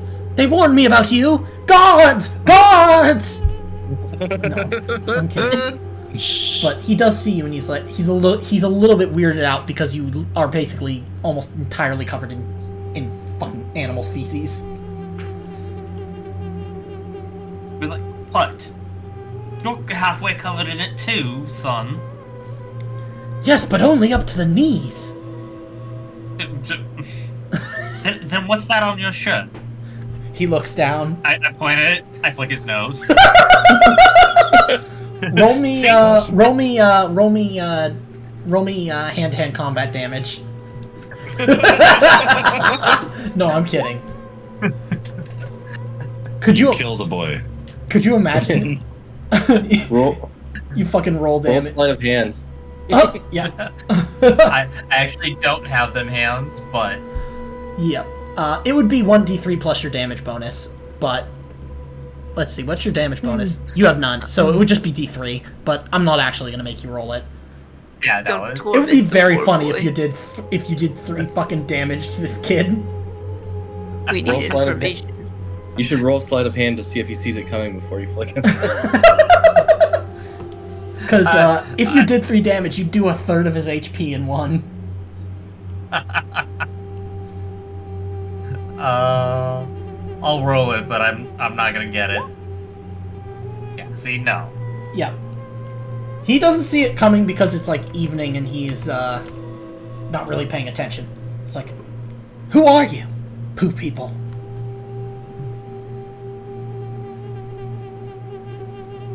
We are friends of Geshem. Oh. Well, it's good to see you.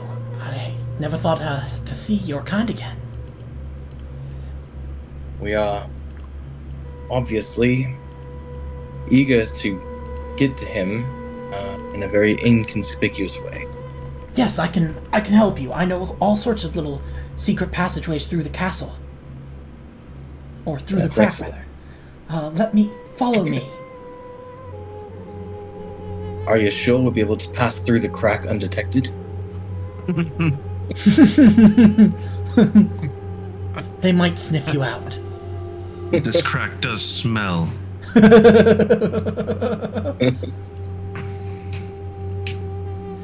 I hear the passages. The Crac run very deep. the deep fissures. But yeah, so What? he's able to lead you to through to the kind of dungeon area. There's all sorts of people kind of going to and fro, like Mamluks and officials, but he's like telling you exactly when to like kind of duck behind the wall. He's like Morpheus on the telephone, talking Yeah. to Neo to get him out of the fucking office. Yeah, in the yeah, first yeah. movie. Exactly.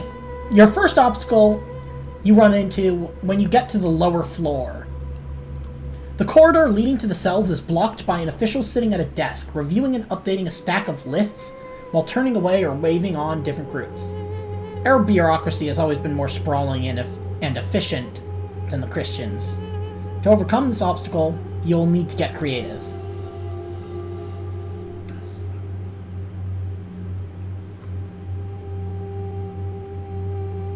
God, creativity, our biggest enemy. I'm just kidding. I say we punch him in the face. I throw my knife at his face. Okay, roll me. No, I'm just kidding. I'm just kidding. Sasha, are you well versed in womanly wiles?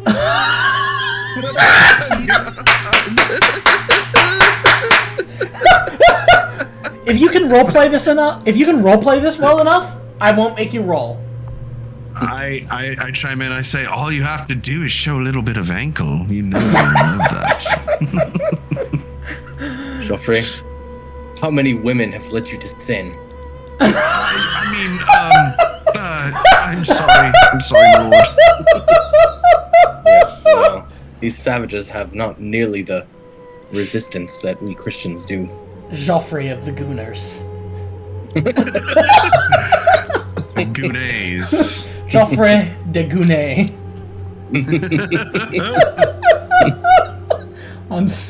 Oh, what have I done?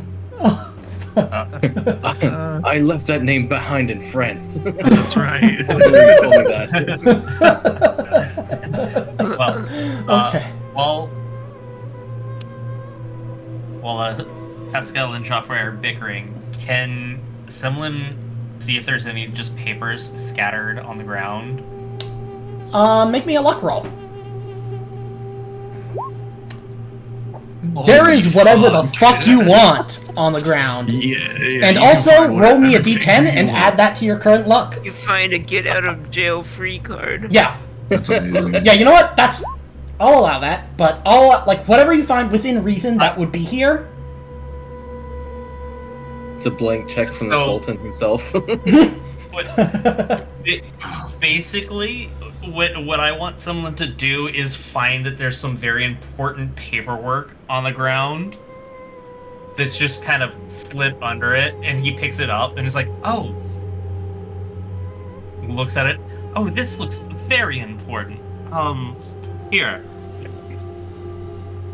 Yep. We can present this and say that we need to go and file these, and that you all are my bodyguards. That works. With a critical luck success, that works. I'm not gonna bother,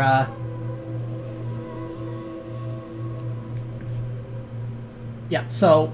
You just see that I show him the papers, he looks up at us, takes one whiff, and just waves us in.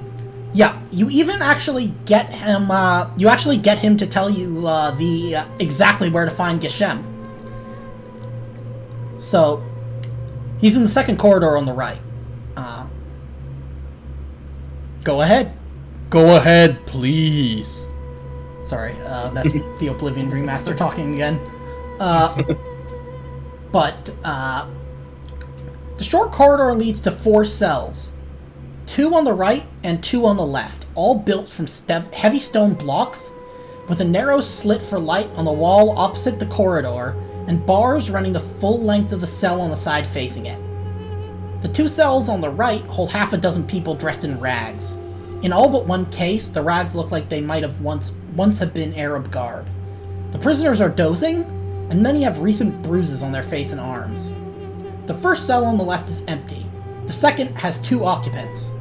One is a burly European man, naked from the waist up, with several angry welts on his chest, who sits muttering to himself in one of the far corners, whether cursing his luck or praying to God to have mercy on his soul, you guys can't tell. The other is a slight figure, dressed in nothing but a cloth wrapped around his waist to cover his nakedness. His skin hangs loosely from his sharp bones. His uncovered head is sparsely covered by a few thin locks of graying hair. He's lying face down by an earthenware jug topped with a heel of buckwheat bread. You start at the sight of him, not because you're shocked by the figure himself, but because of the short cry that Nuzat cannot suppress upon seeing her father in this state. Her cry also startles the cellmate, whose head snaps up, eyes wide. Disoriented, he addresses you all in Provençal. Have you come to take the body? Are you relatives? The body. Brother, is this man dead? Go and see for yourself. Oh boy.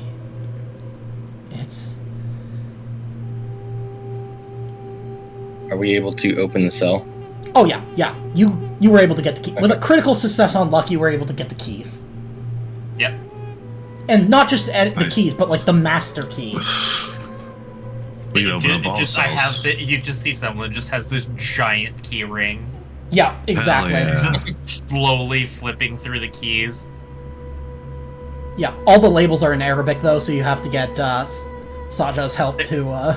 You just look at them and it's like, what the hell does it? And it's just 1, 2. Yeah, it's all 3, Arabic numerals. 4. And you just see him like hold the key up to the candlelight and go, oh, that looks like, yes. There you go. Yes, cell 69. Cell 69, let's go. How can you read this crap? It should be XXLVIC. No.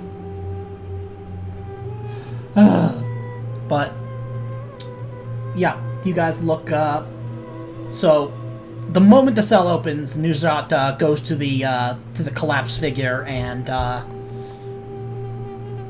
begins to cry,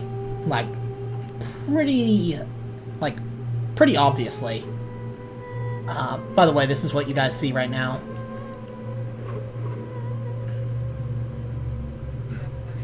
Oh, he's just crumpled over like that, dead? No, this is the surviving prisoner. Oh, Yeah. okay. So this is the French guy. Yeah. Arnaldo. Check. Saja, check his pulse. See if there's anything we can do for him. I do have the stick of poking. The stick of poking. That's hilarious. Alright, Yeah, so scientists use it to measure whether something is alive or dead. can I do a yes. first aid to assess him? Yeah. He's definitely dead. He's definitely dead. Someone Definitely just dead. pokes him with a stick. Yes. For a second I thought that said Can I- 58, but then I realized it was a success, and I was like, oh. Because I was going to tell you if you failed, he's definitely alive. Can I say if he's, like how long he may have been dead, like if he's like stiff or... It doesn't seem like he's... I mean, you know that he was taken yesterday, so he's definitely not Okay. been dead for very long. Like, less than a day. I But, turn His to the heart other must prisoner. have- Does he appear to be like injured badly or... it looks like, he's got a lot of bruises. Like, he's been battered pretty heavily. Perhaps his heart couldn't take the torture. I turn to the. Yeah. Oh, No, go ahead. Sorry. I was gonna say I turn to the other prisoner, and say, what did they do to him? They really did a number on him, but I don't think he gave up any information. He seemed like a stubborn, brave man. Like me. Did he tell you anything? No, he didn't tell me anything either. Whatever he had, he was,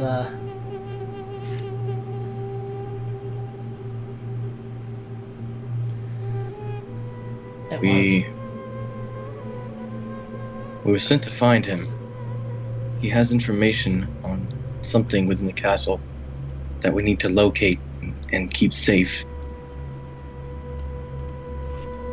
Well,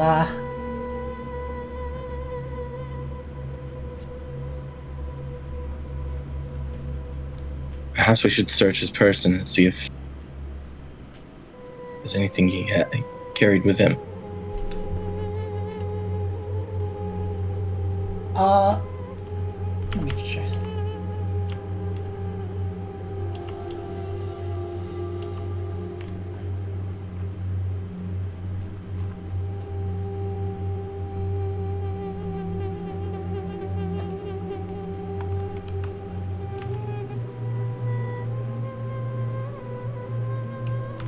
You see a diagram of a constellation, and it simply says the bowl is the key.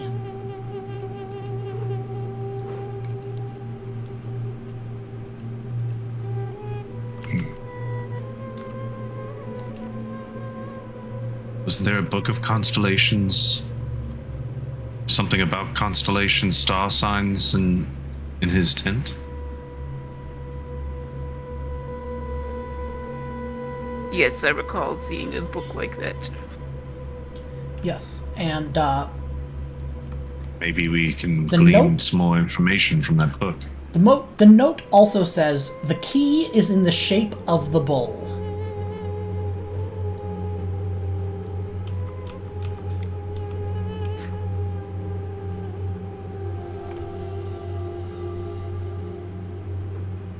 I don't know if I would know about that, but Okay, Is it out of charged? character. Semmelin would.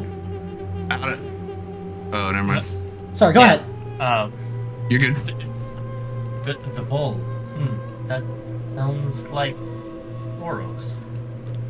Which, yeah, you would know what that constellation looks like, so if you don't know it in real life as a player, you can just look it up and have it as reference if you need to.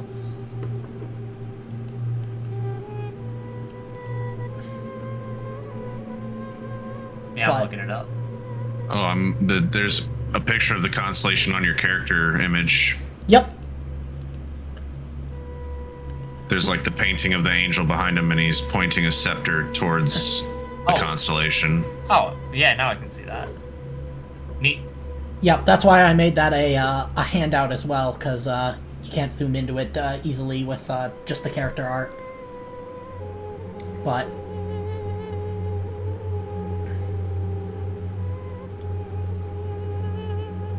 I talked to the other prisoner again. What is your name, brother? Were you captured here with the rest of the castle? my name is Bernaldo. I'm from Navarre. I was arrested when I attacked the Mamluk patrol near the fortress in an act of rage against these occupiers. If we get you out of here, we can send you back to the main force in Tripoli. You'll be yes. safe there. Be able to Yes. serve the order again. I would do anything to serve once more.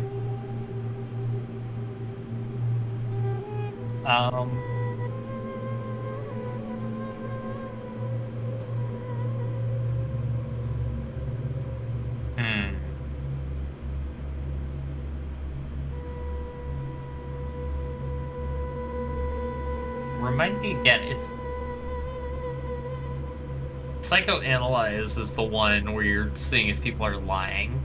Yeah, psychoanalysis or, I believe it's... Or psychoanalysis is like looking at someone's motivation. Psychology would be to look at, see if they're lying. Oh. I could do psychology unless yours is good too. I am... Oh, Okay. yours is better than Just mine. seemed a little bit too eager. You have a feeling his story is, like, he's definitely, like, Christian, definitely, like, European, but you don't think he's telling the truth about how he got in here, or why he's in here.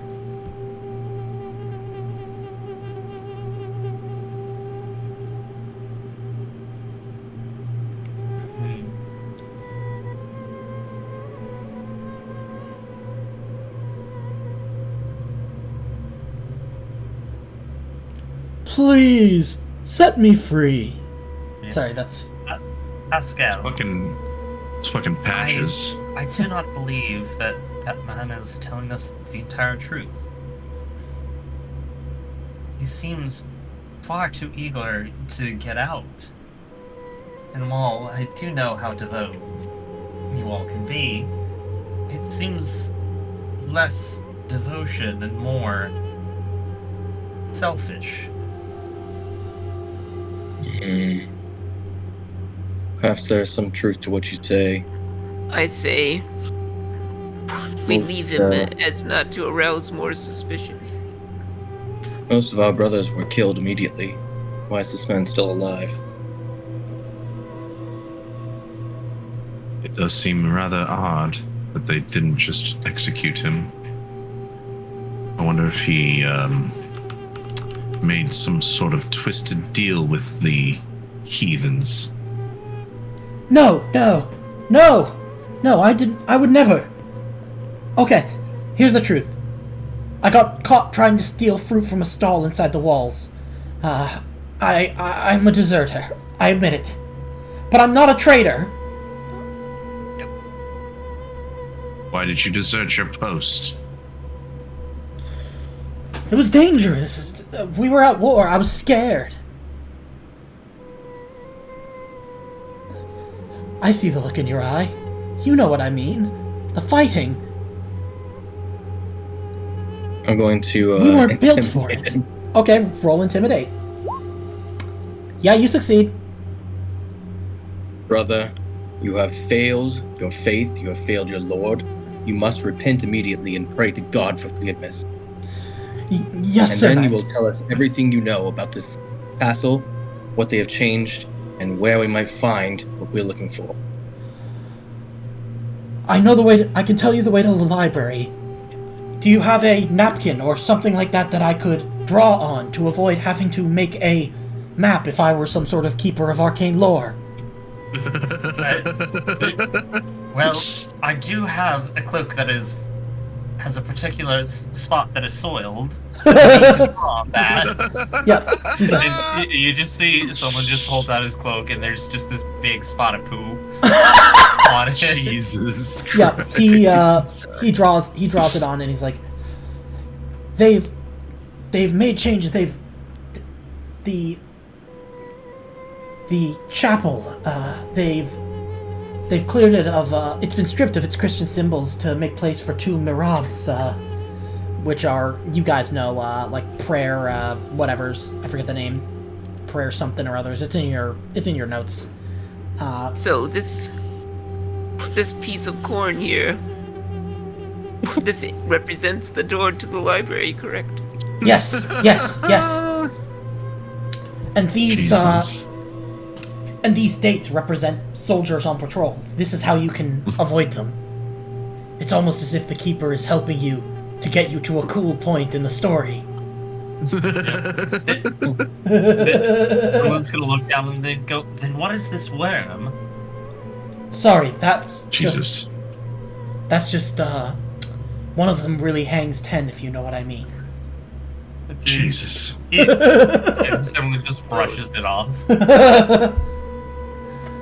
You notice that the worm is, like, deformed. The stable boy will direct you on how to get out of here.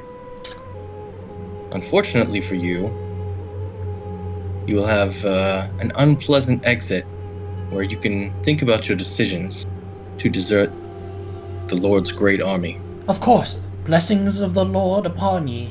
Thank you, kind sir. And he does the Oblivion run Oh my god. with the, like, torso, like... Oh, jeez. And, yeah, now you have a map to get to the library while avoiding patrols. You know what's sad, though? What? I finally learned how lockpicking works in Oblivion this year. To be fair, it was That's always a little bit tricky, but... I would always just open the developer console and give myself free lockpicks Fuck yeah. and just auto attempt until I got it. Like, I understood You know, it, there's I a just never cheese could be to- fucked, because I would just level up to get the skeleton key. Yeah, or yeah, There's just also- give yourself the skeleton key. There's also the cheese to max your lockpicking skill up like pretty much instantly. It takes around 4 or 5 minutes to do. Oh yeah, kind of like Wow. the old acrobatics and sneak. You just jump up and down. Yeah. Yep. Or you fucking pickpocket a guy that's in a prison over and over again. Yep. Your fucking stealth is maxed. Yeah, the lockpicking cheese is you go to a lock, you put your lockpick in, and then you go to a tumbler that's already up, and then you just spam the lockpick like unlock button. Oh, jeez. It's great. I like watching the videos in Skyrim where they do like some infinite glitch on like soul bonding or something. Oh yeah, They get like, a weapon that can do 8 million damage in one hit. oh yeah, because of Yes. the fortify alchemy, fortify enchanting loophole. Yeah. Yeah. Yeah. But anyways, you guys have that, and as you guys go through, the route does take you through the chapel. Now, and you see, like, this area used to be like a beautiful altar to Christ and everything he stood for, but now it's covered in like Islamic symbology, and it's got those two little prayer niches. Pascal and Joffrey, I'm gonna need you each to make a power roll. I have the power. Hold on. Where this is? It's in There the. it is. Yeah. I found it. You cannot help yourself at your rage at seeing this defilement of all that is holy, and you go to destroy one of the prayer niches, and it's not exactly quiet. These foul beasts! I cannot believe what they've done to our Lord's temple. And I just start throwing furniture everywhere. Dancing, walking, rearranging furniture. I'm gonna grab Joffrey. No! Unhand me! Okay, yeah. I'm gonna fight back. I'm Yeah, gonna you can try and fight back. Okay, you'll need a critical success.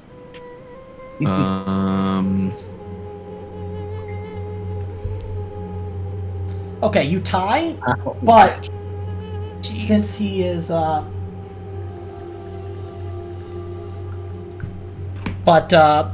because he initiated, he still wins. Unless you spend 6 luck. No, I'm not gonna. Okay. So, yeah. Joffrey, contain yourself. And because of that, you hear a bunch of guards like come in and they go.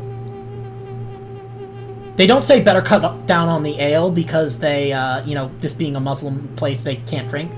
They just go, must have been the wind. And Who's there? yeah, who's that? Must Where be are the you? wind. Must have been the wind. I wish it We just wasn't a freezing. Muslim place because I could go. Better cut down on the ale. Starting to see things, I am.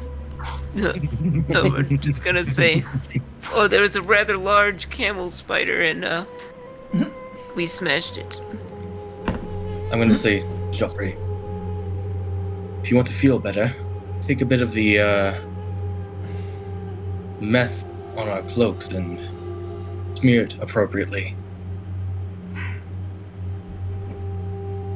I just lay there defeated. I take my hand, just slap it on the bottom parts of my shoes, and just smear the crap on their Oh my god. false altar. Yep, and you draw like a big ol' fucking dong. Hell yeah. Like so, Joffrey. Civilized. I'm just going to see Saja shaking her head and just kind of whispering under her breath, these barbaric men fighting over gods. So, you guys finally I arrive. don't hear. Yeah, you don't hear shit. Literally. It's an elongated. You guys reach the Crac library.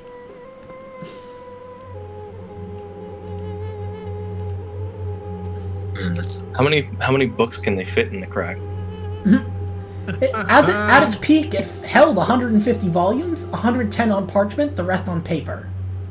All the important ones, luckily, were saved in time by the knights who took them to Tripoli. Those left behind were destroyed by Baybar's troops. The 4 cabinets here are closed bookcases, somewhat taller than an average man, that open on both sides. They're positioned perpendicular to the windows to take advantage of the light that streams in through them. The lower half of each one is fitted with a slightly sloping wooden board that doubles as a reading desk. The top half consists of shelves and the lockable doors used to protect them, both against theft and from rodents in the elements during the harshest months of the year. At present, all the doors are unlocked, having been destroyed by the Muslims. One of the 4 cabinets has even been knocked down and lies on its side on the floor. The wall opposite the windows is covered by 2 large religious tapestries that have been torn in several places, once again obviously destroyed by the Sultan's men. The entrance door is located in the middle of the wall. At either end are low columns that you military investigators recall used to hold small sculptures of the Virgin Mary. A slightly convex mirror made of polished brass hangs on the northern wall. At the south end of the room is what appears to be an old fireplace hearth that must have been sealed off long ago, as none of you can recall it ever seeing it being used. The hearth structure is decorated with a series of bas-reliefs of nature motifs, leaves, and branches.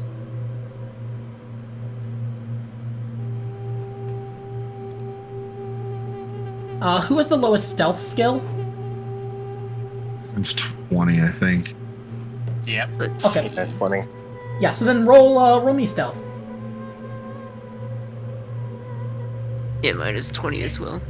Okay, yeah, just roll me, Okay.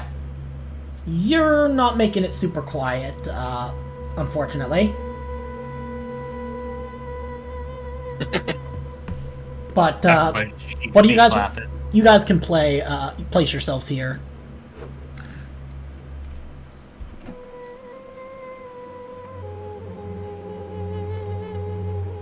Where? In this room here, yeah. Okay.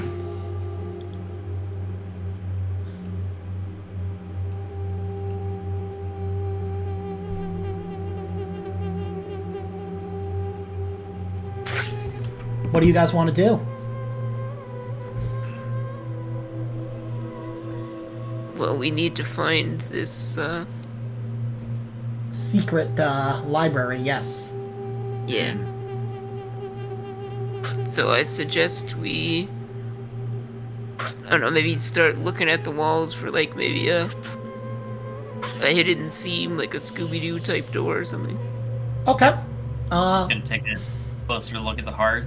Okay, so you're looking at the hearth, and you don't even need to make a roll since you specifically mentioned looking at the hearth. You note that I got an extreme success. there are cracks among the stones that have been covered unobtrusively, if not particularly skillfully, with plaster. Removing the plaster from the cracks, which can be done using any knife or sharp instrument, the task is simple if laborious, reveals a pattern. The hearth's mantelpiece seems to be made up of various differently shaped pieces fit together like a jigsaw puzzle. I will show you a handout of what it looks like. I'm gonna say I go up and help chisel some away with my dagger. Okay, and then, I'll also start helping. yeah, so you should see in the handouts what it looks like, and then here it is on the map. Oh, it's one of these type of puzzles. Yep, and then let me know when you guys are ready to try your hand at it.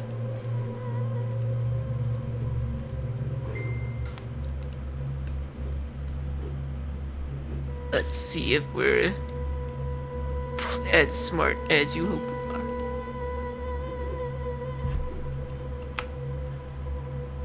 You should be able to take any of these pieces and rotate them.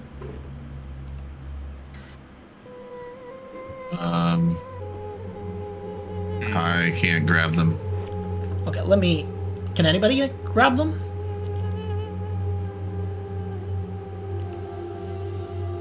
I don't think so. Okay, let me see. Unless maybe nope. Weird, because I could have sworn, let's see. Do you need to, like, move them to a different layer or I something? think maybe? they are on the tokens layer. I think I need to... Let's see. I need to give permissions to, I guess maybe I need to...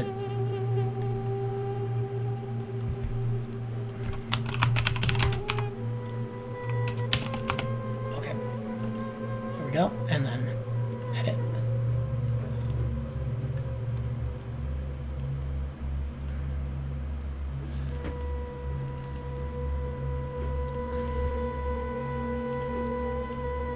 Okay, that's one.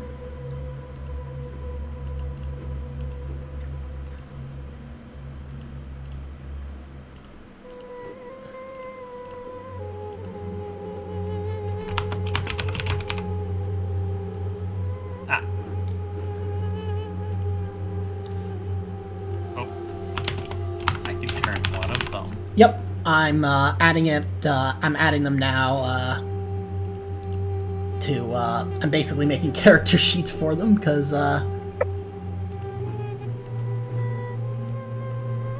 apparently it didn't want it.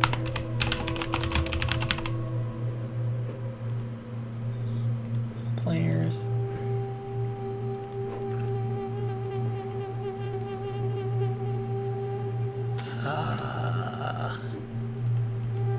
And then.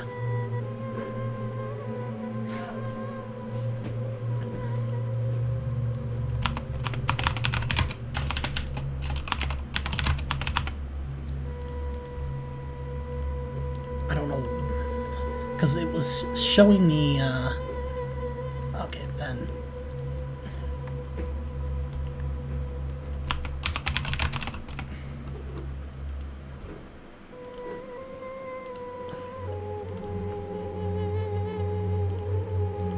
And last but not least,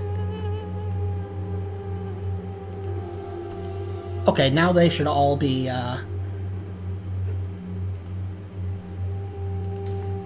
you should all be able to rotate them around. Okie dokie.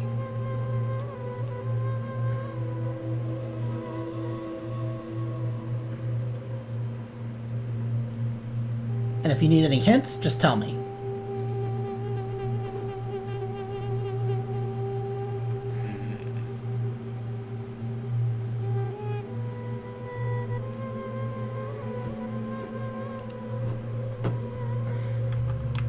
Wait, how do we move them? You should be able to, like, click on them. And there's a little bit. Yeah, at the top of this triangle. Oh, I see it, I see it, I see You it. can wiggle them. Yeah, so, I've given you guys the main clue. You guys have all the information that, that you would need to solve this. Is there a, Here we go. Let me collapse chapter 3 down.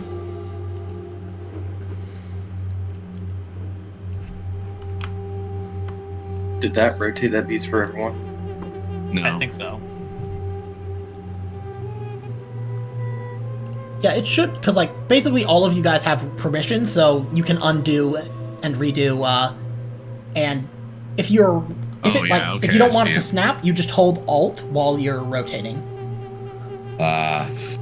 So, and I will just pull up the solution on my side, so that I can make sure.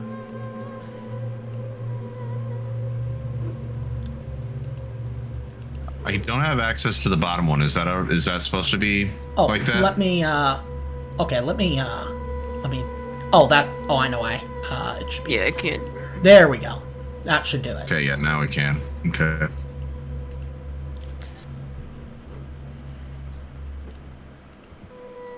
And like I said, if you need any, like, hints or reminders, I can give those to you.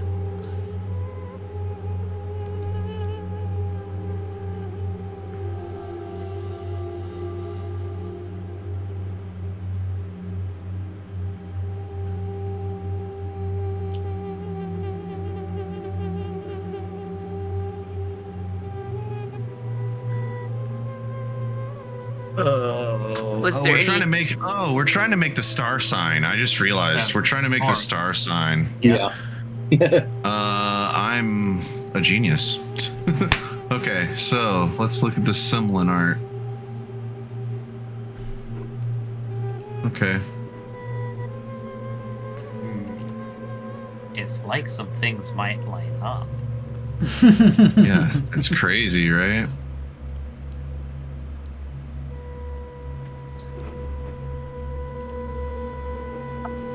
Oh, you got it. I started moving that as soon as you did. Or maybe not as soon, but Okay. Just want to know who the hell looked at that and said, you know what, that looks like a bull to me. Yeah, me too. Because it looks like bullshit to me. Ha, got him. Fucking astronomer, ancient astronomers. There you go, you got it. You didn't got need it. any hints from me. nice. Good job. Genuinely. And I hope you actually, I hope you enjoyed that. You hear Yeah, a That puzzle is series- cool. Yep, you hear a series of Like- mechanisms and pulleys. Unlock and turn. And something moves This is beside like getting into the Underdark in Baldur's Gate. Yep. Mhm, Now mhm. that the stars have aligned, a quick glance around your surroundings shows that the mirror at the other end of the room is closer than it was when you came in. The polished surface has slid away from the wall, revealing a previously concealed opening. The opening is about 3 feet high by 3 feet wide. It leads to a short passageway with the same dimensions that, a few feet later, opens into a small vaulted room barely large enough for 3 people to stand in at once. The tiny chamber is pitch black, so you'll have to have your own light source. There are several unlit oil lamps in the library.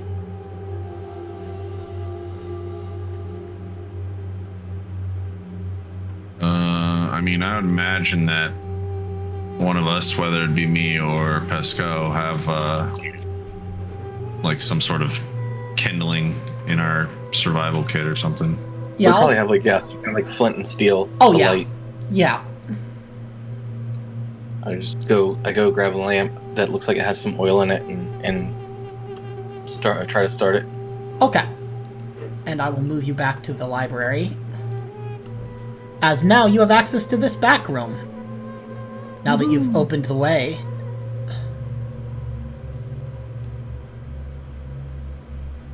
All right.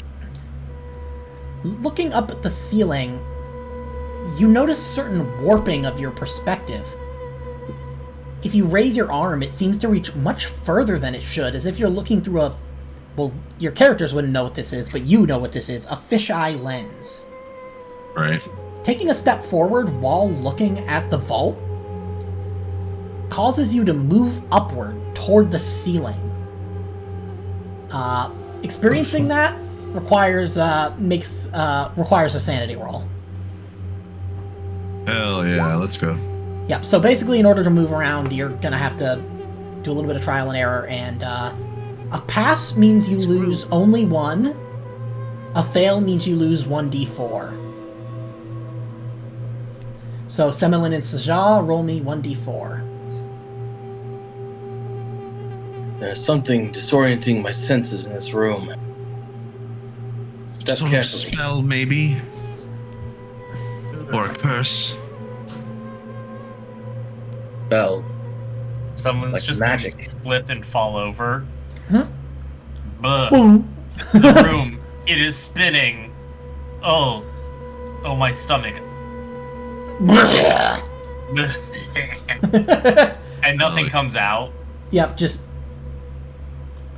So, Just a very foul-smelling belch. This Yeah. room makes me feel weary. Maybe So- the influence of the devil trying to prevent us from getting I feel what we as can though control. I've experienced this before at Carnival. Oh, oh. So, this corridor that you've just passed through, it just takes a few steps to reach the zenith, and then, stretching to both the right and the left, the corridor goes larger and becomes a room at least as large as the general library you just left behind. Which makes no sense. Like, how can there be a room that is bigger than the area it's circumscribed by? That's gonna require everybody... Sorry, go ahead. Sure. Nothing. That's gonna require another sanity roll. I feel So- like we've loaded onto a different map. So we kind of know the general archaeology, or Yeah, you know the Okay. general layout of this castle. Like, this room is deeply architecture. unnatural. We know the general architecture of the building, and this shouldn't exist. Yeah, it shouldn't be possible to exist. Those It's of like you it'd who be hanging failed, out the back of the wall. Saja, you only lose 1. The rest of you lose 1d6. As you're confronted with an impossible landscape. Pascal, you got lucky. Only 1. Semelin, only 1. Geoffrey, only 3.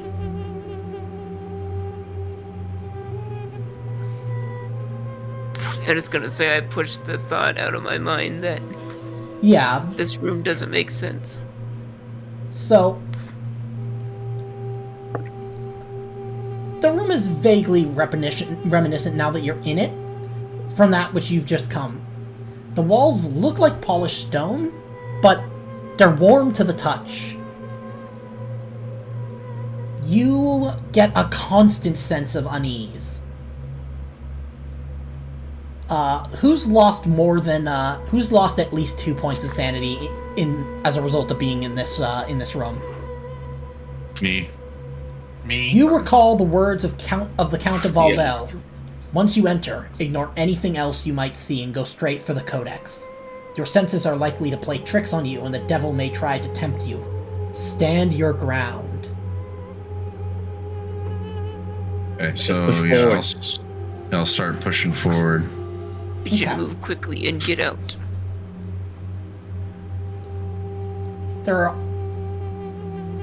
So there aren't any strange lights or unidentifiable metals. There's windows on one side which let in light that could be sunlight, although it's as if you're facing as if you're facing a different cardinal direction than what you know to be facing, or had traveled to another place, as the outside brightness has a slightly different quality from the one that you perceived in the general library before entering here.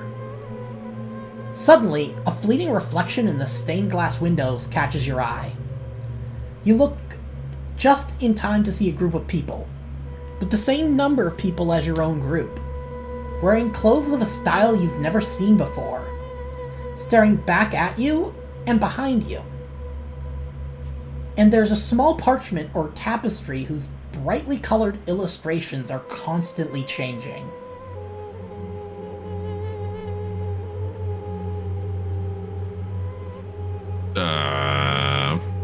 What? Sounds like we've seen some future investigators. Perhaps. But even stranger is the assortment of documents to be found here. Heavy medieval codices, like those that you are used to, share shelf space with smaller books, written by what could only be an extraordinarily skilled copyist, given how small and identical the letters are. And papyrus scrolls, but also metal spheres, scratched tubes made of some sort of glass, and cubes fashioned from what might be flawless, strangely shiny, painted wood.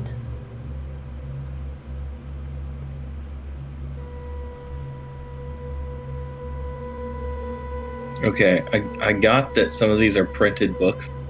I did not get the rest of it. Some seem like they're CDs.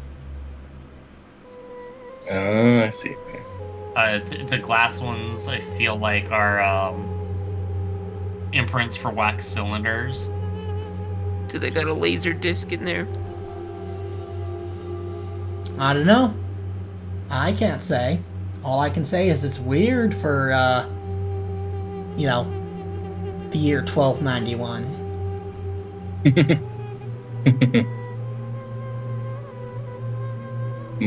my boy Gutenberg hadn't even been born yet. No. But, Do they have the Mysterium Xerxes, volumes 1 through 4? You see Sean Bean reading in the corner.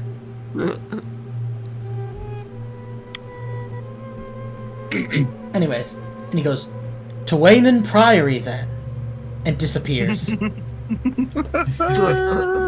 Roll me sanity. I'm God kidding. damn it. It should have been mine. Give it to me. Anyways, what do you guys want to do? Okay. How can we find this? Well, you just gotta look around, I guess. Take a look, it's in a book.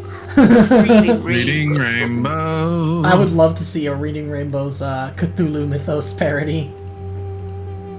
Pascal goes to the furthest bookcase and motions to the next furthest one for Geoffrey. Yeah, and I go. So, you,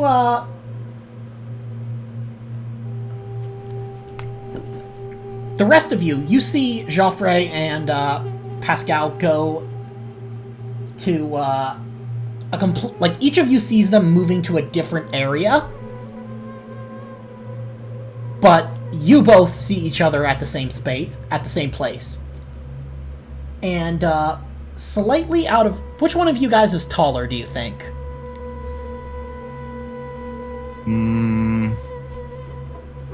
don't know. How tall are you in real life? Everyone? Like, between Yeah, just like me and you, I think. yeah, between you two. Like, which of your characters do you think is taller? Pascal is a solid 5'8". Okay. It's 1200. It's 1291, yeah. Yeah, I'm probably like around 5. I'll say I'm not much shorter, but like half an inch shorter than he is. Okay, so slightly beyond the reach of Pascal, you can actually see a codex matching the description you were given by the Count of Valbel. You'll need to reach up on your tiptoes to grab it. Which one of us sees it? You both see it, but Okay. it's like just slightly You out of saw reach of you. first. You're the higher one, yeah.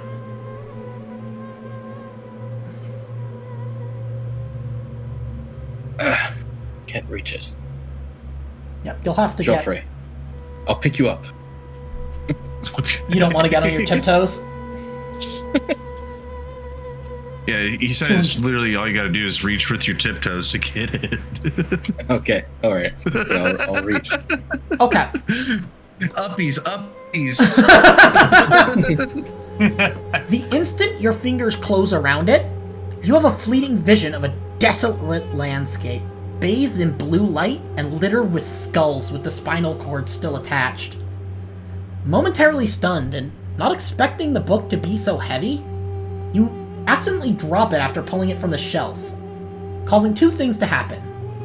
First, upon hitting the floor, the book falls open, and a small wooden box shaped like an inverted pyramid tumbles out. Second, as the book falls, it cuts your finger ever so slightly, causing a drop of blood to well out. Pascal. Ah. I grab my finger and I look down at the box that fell out of the book.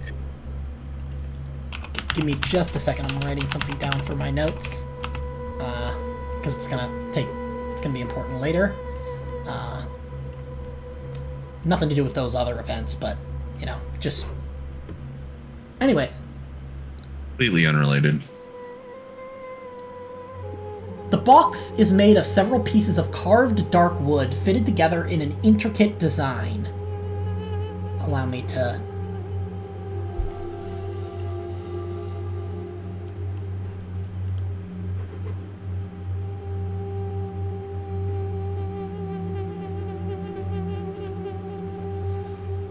Any of you guys can make me an intelligence roll if you think you'd be, if you think your character's somewhat familiar with Zoroastrian culture.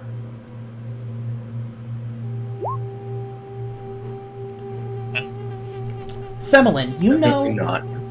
you make the connection between this and that, and the shape of a dachma, an inverted pyramid with tears on the inside. Which I will also show you guys what this looks like from a side view.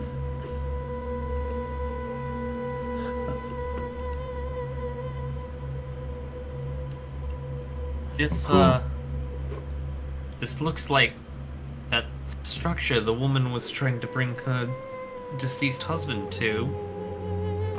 It's a dogma. What, some sort of Zoroaster heresy? Well, What could that count possibly want with this? I'm not Have sure. to destroy it. You also see on the book's leather cover an odd symbol. It's got like a rectangle in the center with an arch above and three Oh, lightning no. bolts underneath.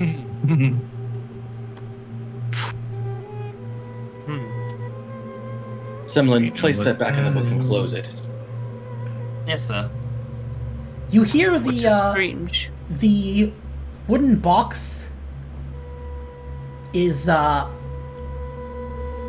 it seems like there's something inside it, or some things, like jostling about. Maybe we should find out what's inside. Close the book. Yeah, I'm gonna agree. Joffrey, do not be a Perhaps we fool. should not touch it. What do we even... I We question should that retrieve myself. the book, not open it. Also, as the book falls, the pages that are revealed include drawings suspiciously reminiscent of the misshapen men you encountered on the way here.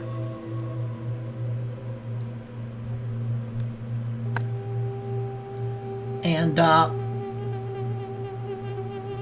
Pascal, you notice you don't seem to be feeling all that well. You look at your skin, and you see these purplish pustules start to appear.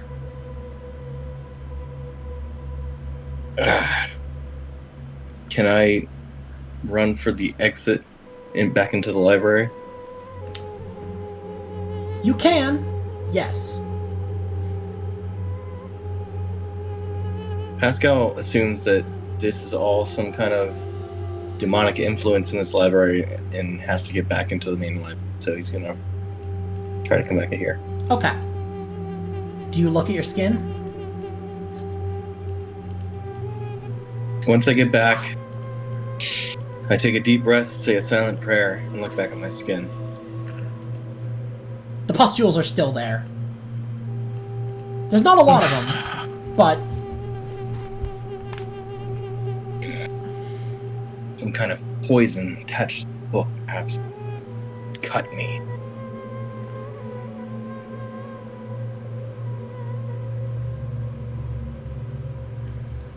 I yell back into through the. I was actually gonna say before you even yell, I followed him out. okay. Pascal, are you Yeah, okay? so I followed out with the group when he Book seemed is to grasp and run out, clutching his poison hand. my skin, I think. Dear Lord, I imagine I shall require immediate treatment. we need to Pass leave. the Alchemist Look at doctor. it. I'm gonna look at it. At what? The wound. I don't know if I needed to roll anything. It doesn't matter. You've not seen anything like it. Maybe a poison, but it's well beyond my expertise. The Yeah, Alchemist I've never daughter. seen something Perhaps she knows something. Perhaps indeed. We need to leave this building. I might know. If you'll help me, if you'll help me inter my father and give him a proper Zoroastrian burial, I might be able to help. You Well, maybe we Zoroastrian should too. just, We have to bring him to the Dachma at Hamina. can we, weekend at Bernie's him out of here? Yes, you can. Are you guys grabbing the Hell yeah. Restoration Codex, or like? Someone has it, and he's put the box that resembles the Dogma back into it. Okay.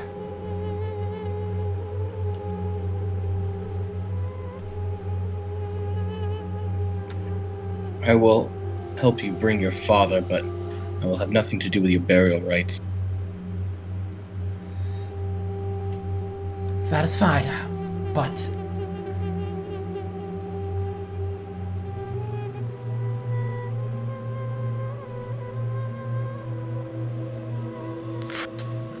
Just gonna turn to Semlin and say, keep I- the book under tight wraps and I know the. don't allow anyone to look at it. He's just gonna slide it under his tunic. I know. I've worked with my father for years on alchemical matters. I recognize this, and I know some way of treating it. If you'll help me take my father's body to the Dachma, I will treat and cure your ailment. We will help you.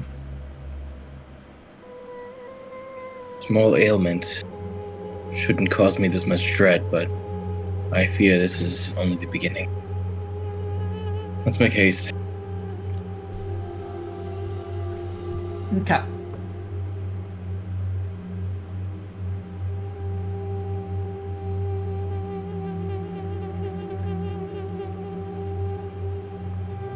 So, you know that Hamima is about 25 miles away, so it's not like you'd be losing too much, like, all that much time when it comes to, like, kind of returning with the Restoration Codex back to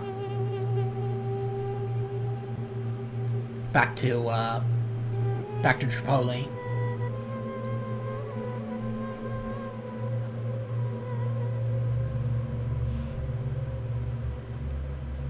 Easy peasy. All right. Are we going back through the castle, or do we just assume we got the body out and everything? Again, that critical luck success I'm gonna let carry through. Okay. And since you guys were good to Matthew, he will help you secure some mounts. Nice. Yep. As we leave, I'm gonna tell Matthew. What are you gonna tell him? Go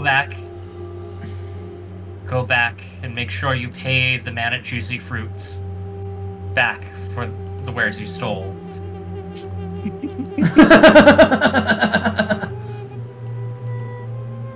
Of course, sir. Thank you, kind sir.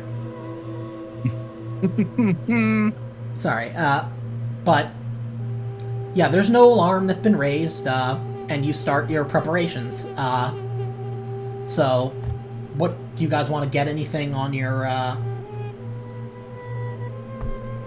like for your way out or for your kind of journey? Since there's a lot of sales tents around, I imagine we can easily restock our supplies. Yeah. Get several more of them Juicy Fruits. We might as well refill all of our supplies while we're here. It's a plentiful area. Yeah, and More water and snacks. yeah, and Matthew is able to help you get mounts. So you guys have camels or horses, whichever.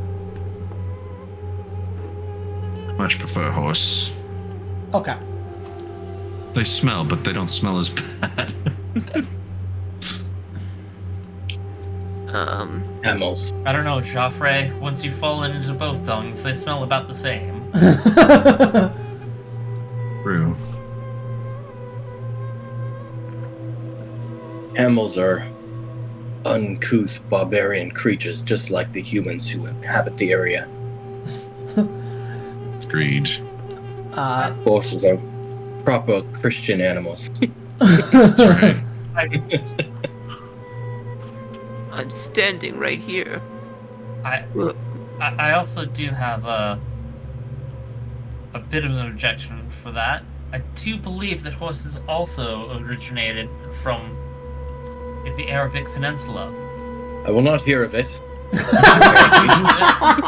All right. They may have originated here, but we made them what they are. Creatures Creatures of God. You have been tainted by your circumstances of birth, but with enough prostration in front of the Lord, he will forgive you even of being Arabic. Yes. Brutal. That was awesome. You D4 excuse psychic me, damage. just- Okay, go Come on, ahead. we're Someone just it has to be rubs like his race giant hell. nose. Oh no. Oh no. What have I done? The So, camel was shaped for the desert for survival. We can't say the same about horses.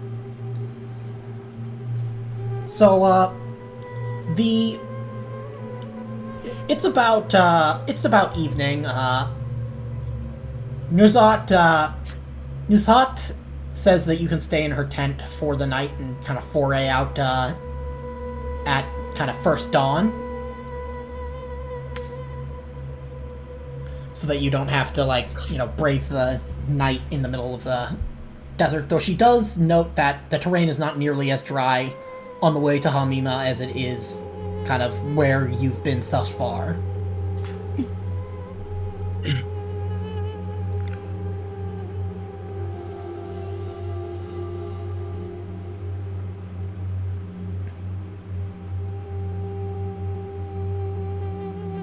Yes, we'll stay for the night then. Yeah, and as the evening progresses, Pascal, You notice itching around the wound where you were cut. Like that caused by a mosquito bite. Like, it's itchy, but scratching it really helps. Like, relieve the sensation.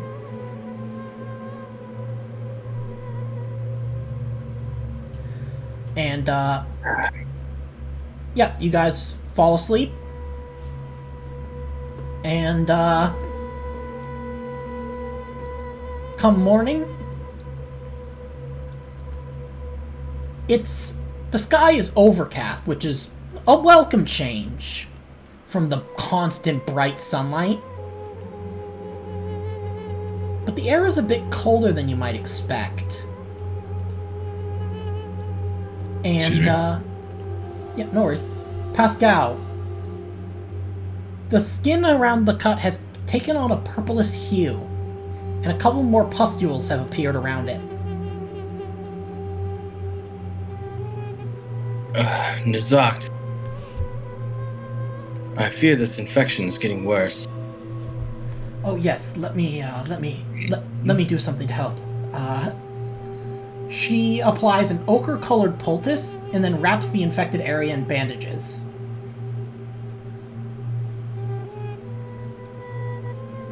So I'm looking at like the real map, and I guess we're somewhere in Syria at this point. Yeah.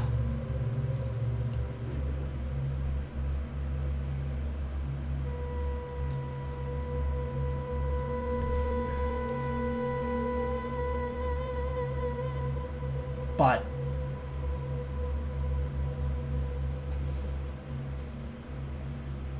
yeah, so you guys heading out?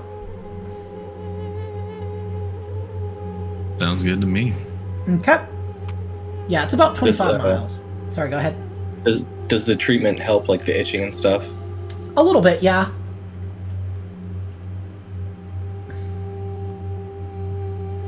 So, the good news is, again, terrain is not as dry, and given how overcast it is, the midday sun will not be as unpleasant or dangerous. It's an easy journey, probably can make it in a day. But halfway there, you see 3 crosses stuck into the ground in a rocky area.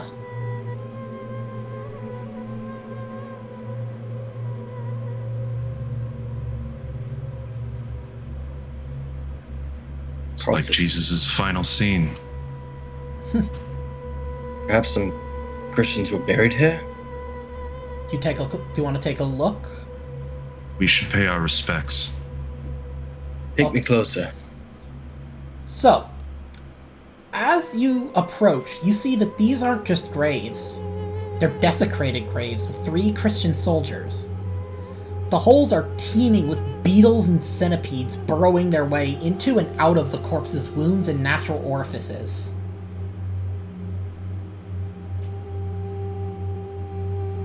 Can't believe these heathens. Have they no respect for the dead? Help me, Joffrey. Let's rebury them. Yep. Yeah. Covering them out back up with rocks and saying a prayer takes only a few minutes, but Had to be done. yeah. Now, Pascal, you can start to feel a little bit of itching.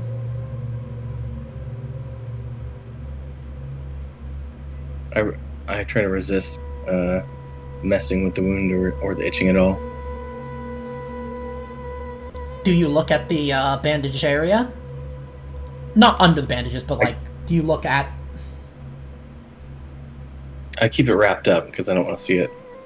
Well, Keep it under wraps. if you see the area, you see purplish kind of pustules actually spreading out from new From ones. past where I have wrapped. Yeah. The poison is surely Sorry. spreading. Joffrey, if I do not make it, you have to ensure the Codex reaches the Count. We'll make it though, brother. We will finish our quest. I only hope this Arab barbarian knows her salves. Now, who's carrying the box? Someone The will box be is in the carrying book. it and the Yeah. book. Yeah. You notice that it's warming up. It's growing warmer. Hmm. Odd. Books aren't supposed to be warm like this. Hmm. This is I wonder if I strange. stick it on my lower back, if that would make it feel better. Make your lower back feel better. Yeah. Now, Hell yeah. I fucking relate to that shit. time passes and, or actually, now, Pascal, make me a hard Constitution roll.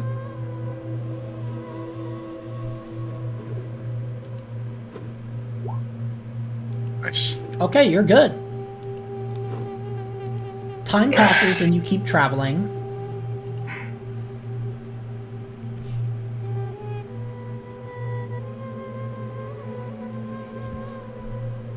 And, dusk arrives.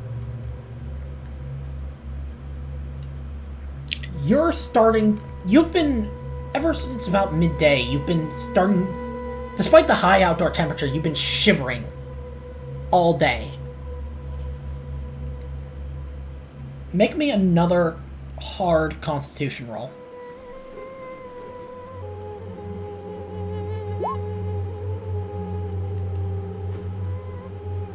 From now on, all of your physical actions will have a hard difficulty level. Now, Semolin, you notice the wood continues to grow warmer.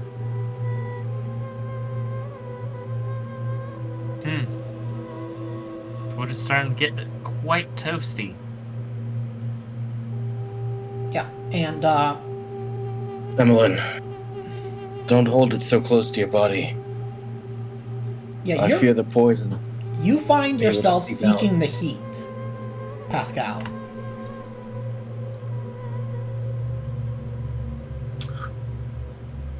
So cold anyway. Is he actually cold or is he burning up but doesn't realize? He feels cold. I will say that he feels the sensation of being like cold, or at the very least, he finds any sensation of heat comforting. Well, I'm going to Or really, place a hand on him and see if he's actually cold or if he's hot. it seems to be. He doesn't seem particularly cold. Maybe a little bit clammy, but Pascal, you're feeling this weird attraction to the codex and the box within.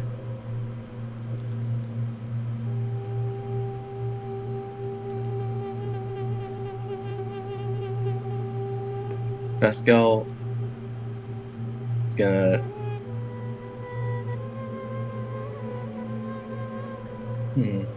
acknowledge that and just pray. Keep praying. Try to focus on praying. Make me a power roll.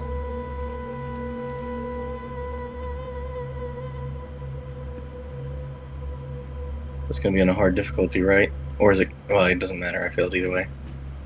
You find yourself inadvertently, like, you only notice it when you're standing right next to Semolin and reaching to the book, and upon brushing your fingers against it, its warmth soothes you.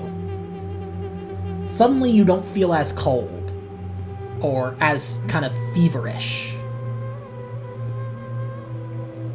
You're no longer at a penalty.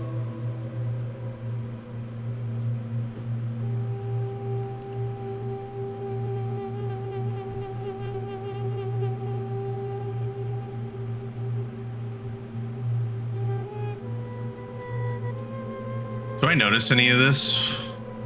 Good question. Do you think you notice? I mean, I would probably notice that Pascal is acting kind of a little weird ever since he got cut. I'll kind of walk over to the two and kind of see Pascal with his hand. Well, I guess he didn't grab the book, did he? He just brushed up against it. But I'll see him standing like really close to Similin and be like, I'll come over and put my hand on his shoulder and say, Brother Pascal, are you all right? Yes, I was making small talk with Semilin. You know, he has such knowledge. He's gathered so many findings and such research over his time. In my sickness, I've been craving some companionship and Companionship. yes, Knowledge. even Semilin has something to offer. You know, of course, I will consort with you as well. All right. But I'm feeling more sympathetic to our guides and wish to know more about them. Strange. All right. Perhaps this fever is just Oh, a unmuted. number on me.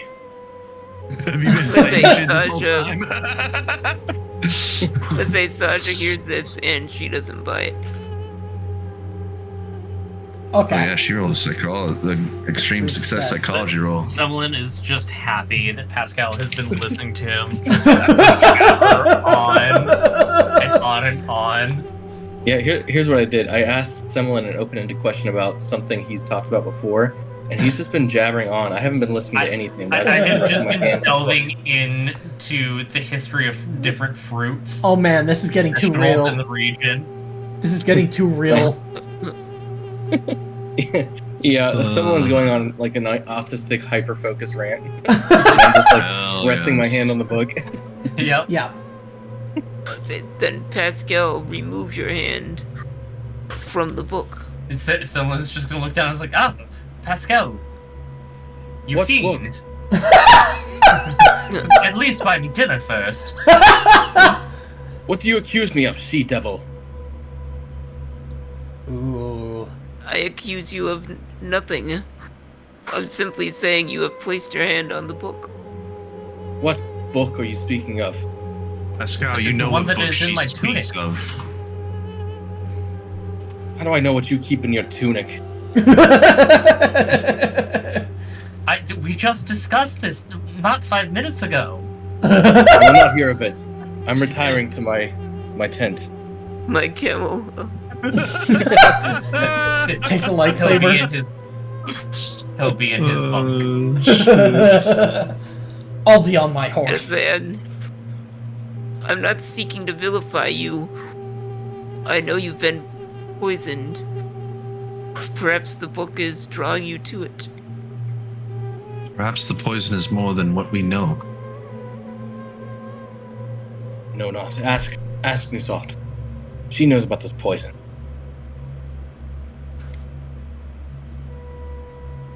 Well, and I turn to her.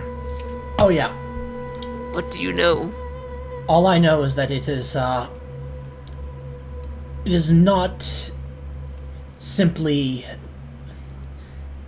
It's not truly of the world as we understand it.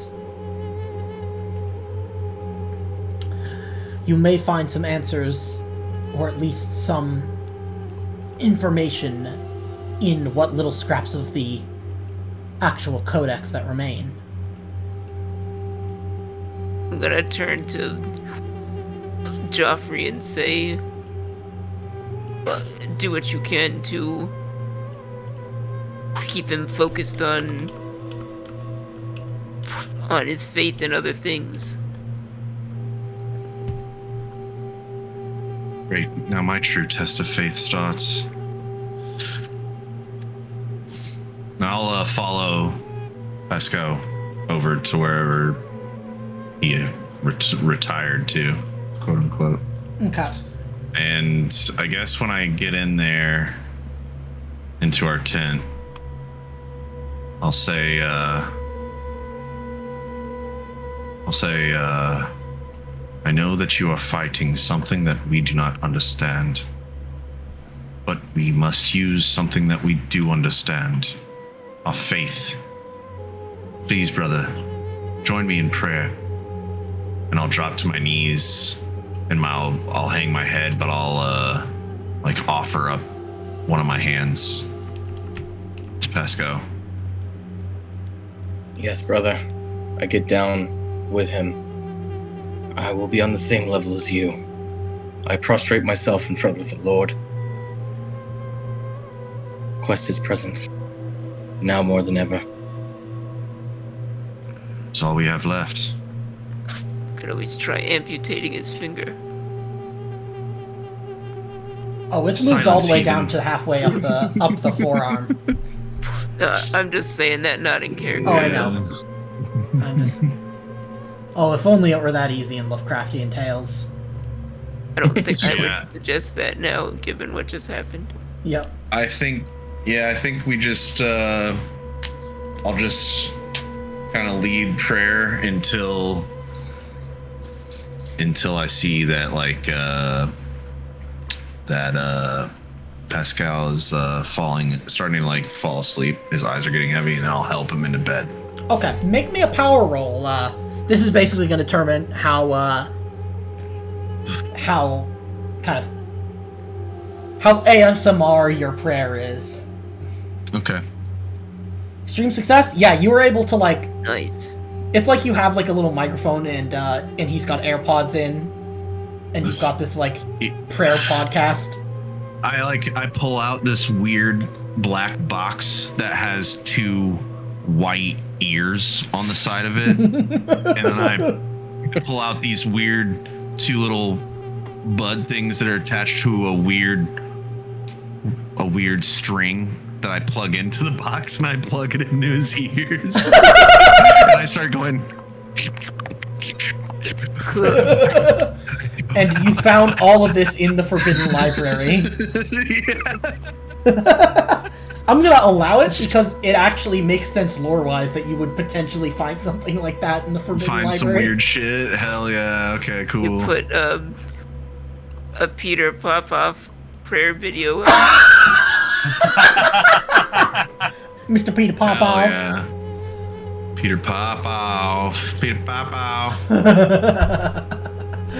Okay. What are the rest of you doing? Well, assuming we're settling here for the day or the night, right? So, Okay, yeah, I just wasn't sure if any of you were gonna like.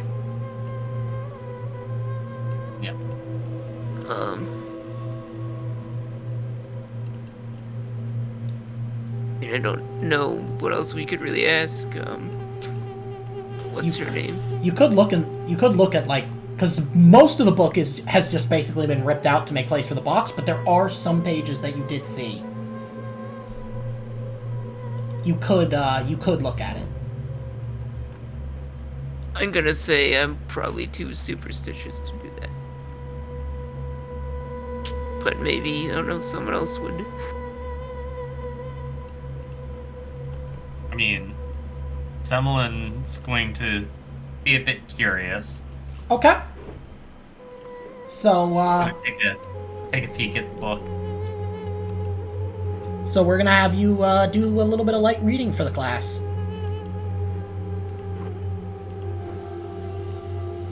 Does the scenario describe the area as desert? Most of it, yeah. Interesting.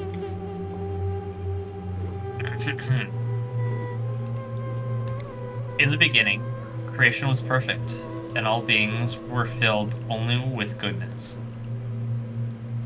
But then, perversion, an external entity, came from another time and other stars.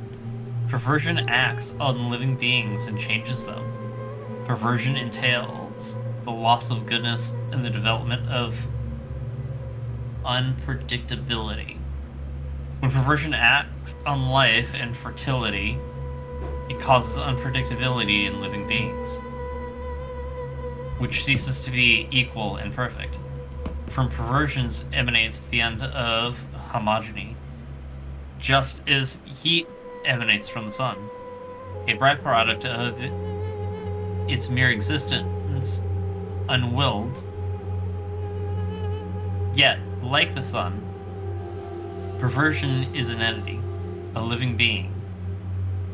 At some point it was born, and at some point it will die. In the meantime, it moves through the phases of an eternal cycle, seemingly without purpose. Every 744 years, it dies. It goes out, and when this happens, nature also decays. Men, animals, and plants disappear, go extinct. Plants and crops wither when and where they have never withered before. Animal communities go mad and change their habits. Livestock die off for no apparent reasons or give birth to deformed offspring with 2 heads or 6 legs. And it is also said that babies born in these periods lack feelings, have no soul, behave like monsters. Entropy has little purchase on living beings during these days. And immediately the entity that both is and brings perversion is reborn. It is reincarnated as itself. They say that when this happens, for several weeks, the spring is perfect. No child or young born deformed, and hardly anyone gets sick. And then it grows.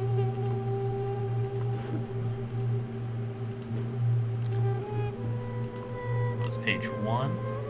Here's page 2.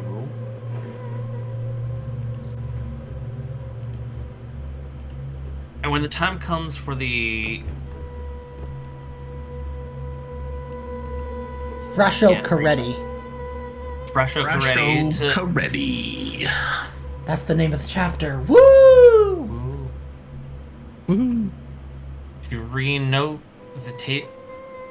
renovation of the universe. When perversion is destroyed, everything attains perfect oneness with God.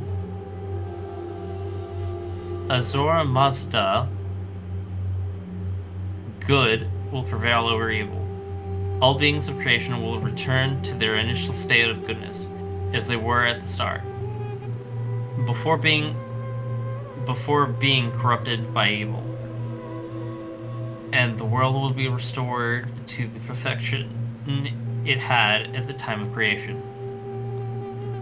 At the end of the 3rd time, a great battle shall be fought before the forces of good at Yazeta and those of evil, the Davids? The Davis, yeah. The actual font is kind of hard to read. Yeah. If you scroll down, there's like the regular text below it. Oh, I didn't even see that. Oh, yeah. Yeah, that's why I put that there. I'm just having someone is just having a time reading this. No, I mean, he's French in an Arab country trying to read English. Yeah, that's fair. He's having a hard time. On Earth, the Soishans will resurrect the dead in the bodies that they once inhabited, and all will be judged through ordeal. The Juzats Aryaman and the altar will melt the metal in the hills and the mountains, and the molten metal will then flow across the earth like a river. All humankind, both living and resurrected, will have to wade across the river. To the righteous, it will seem like a river of warm milk, while the wicked will be burned, and the river will reach hell, where it will annihilate Angra Manz-Yun and the last vestiges of perversion in the universe.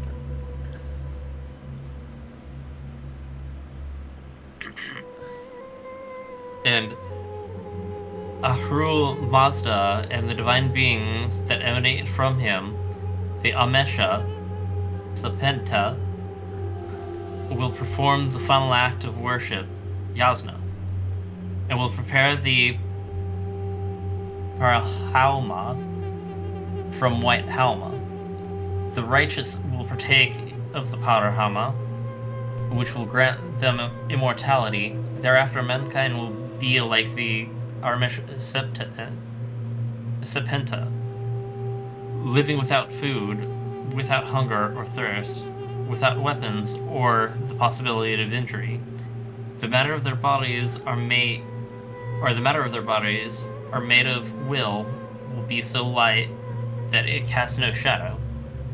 All humankind will speak the same language and be part of the same nation, without borders. All will share the same goal and same purpose, to unite with divinity in a perpetual exaltation of the glory of God. Sounds like we're all transferring our brains to the internet. Yeah. Just as man is born a child before becoming a youth and then reaching Senescence. senescence to die, our bodies crumble to stardust, which will form new bodies, perhaps new stars. So this entity too is subject, although not necessarily as we understand it, to the passage of time. And so the cycle goes from perversion as well. Parapet is birth, Punar is youth, and Propinquas is closure, the 3 Ps. Just as when one king dies, another takes his place and does the same work. Perversion must be reborn lest its function be lost. Yet just as a king can be deposed by force and another take his place, rather than letting it pass on to an heir, there must be a way to take the place of perversion. To push it out of becoming and let another entity take its role. Just as a cruel king can be ousted by a new and kindlier one, just as a cruel king can be ousted so a new and kindly one can take over, so must it be possible to cast out unpredictability into oblivion and restore all beings to their initial goodness. And I think we can leave it there for tonight. Hell yeah. You guys have That had was some quite a word revelations. salad, huh? Yeah, it was. You guys will have time to digest Dude, it. Fucking GG to FICO for fucking reading that. Oh, shit, yeah. 'cause Yeah, holy that was- crap. That Is was it just instrumentality again? Yeah, we're literally doing instrumentality again. Is everything Yeah. just instrumentality? I mean, I mean, when you look into the lore and the what's the word I'm looking for? The influence behind the lore of Neon Genesis Evangelion, a lot of it is like religious stuff, basically. Yeah. So, yeah, it makes sense that we can tie it back into Evangelion pretty easily, actually. Oh my god. Dude, you should look. I mean, I don't know if you've ever seen that anime, but there's a lot of really cool, deep religious iconography that is used, not only just for the cool images, but for the lore as well, too. Oh yeah.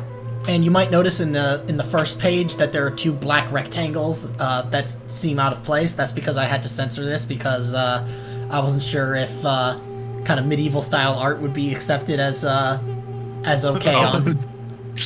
On Twitch. Yeah. Yeah, you probably those would've just gotten away happened to with be it. that someone just smeared a bit of poo over it. In a perfect rectangle. Yes. you would have gotten away with it in Twitch because it's A, it's not the focus of the stream, and B, it's not actual nudity. It's a artistic representation of something. So you would have been able to get away with it on Twitch. You wouldn't have gotten in any trouble. Yeah. Plus, it really all it takes is somebody to report, and the chances of somebody reporting on us for pretty much anything is very slim. Oh yeah, I just figured to be safe, but yeah, better to be safe than sorry. Hopefully that you guys have gotten a lot of new meta information that might start putting a lot of new things in perspective, and like pieces that you hadn't been able to connect before, or even just like how this scenario, how you might think it might fit into the greater, like, kind of greater picture. Yeah. Yeah. This whole scenario has just been a lot of fun. Yeah, it has. It's been really cool. It was really smooth to like get into and just make up take the characters and just kind of like start going off the cuff. Yeah. Absolutely. Yeah, this one was I think, honestly, I'd say by far it's like the most like, it seems like the most effort was made into creating materials for it. So I don't know why that is, but I'm really liking it, and I think once we return to your original characters after having played this, I think you'll have a renewed appreciation for the story. Yeah, that'll be interesting to see. Yeah, go ahead. I was gonna say it's gonna be interesting to see how this all fits into the big story, and to see how this ends first, and then see how it fits in. Oh yeah, yeah. I can't wait. Because the next chapter is called #trending topic. Oh god. Oh lord. I'm not kidding. The one It's actually like just hashtag, like # trending topic. That's funny. But yeah, you guys have seen some really cool stuff, and I'm looking forward to seeing how you guys do with this one. I'm glad you ended up reading the Restoration Codex, because I had to manually type out the translations in the handouts. Oofda. But it was worth it. Yeah, thank you.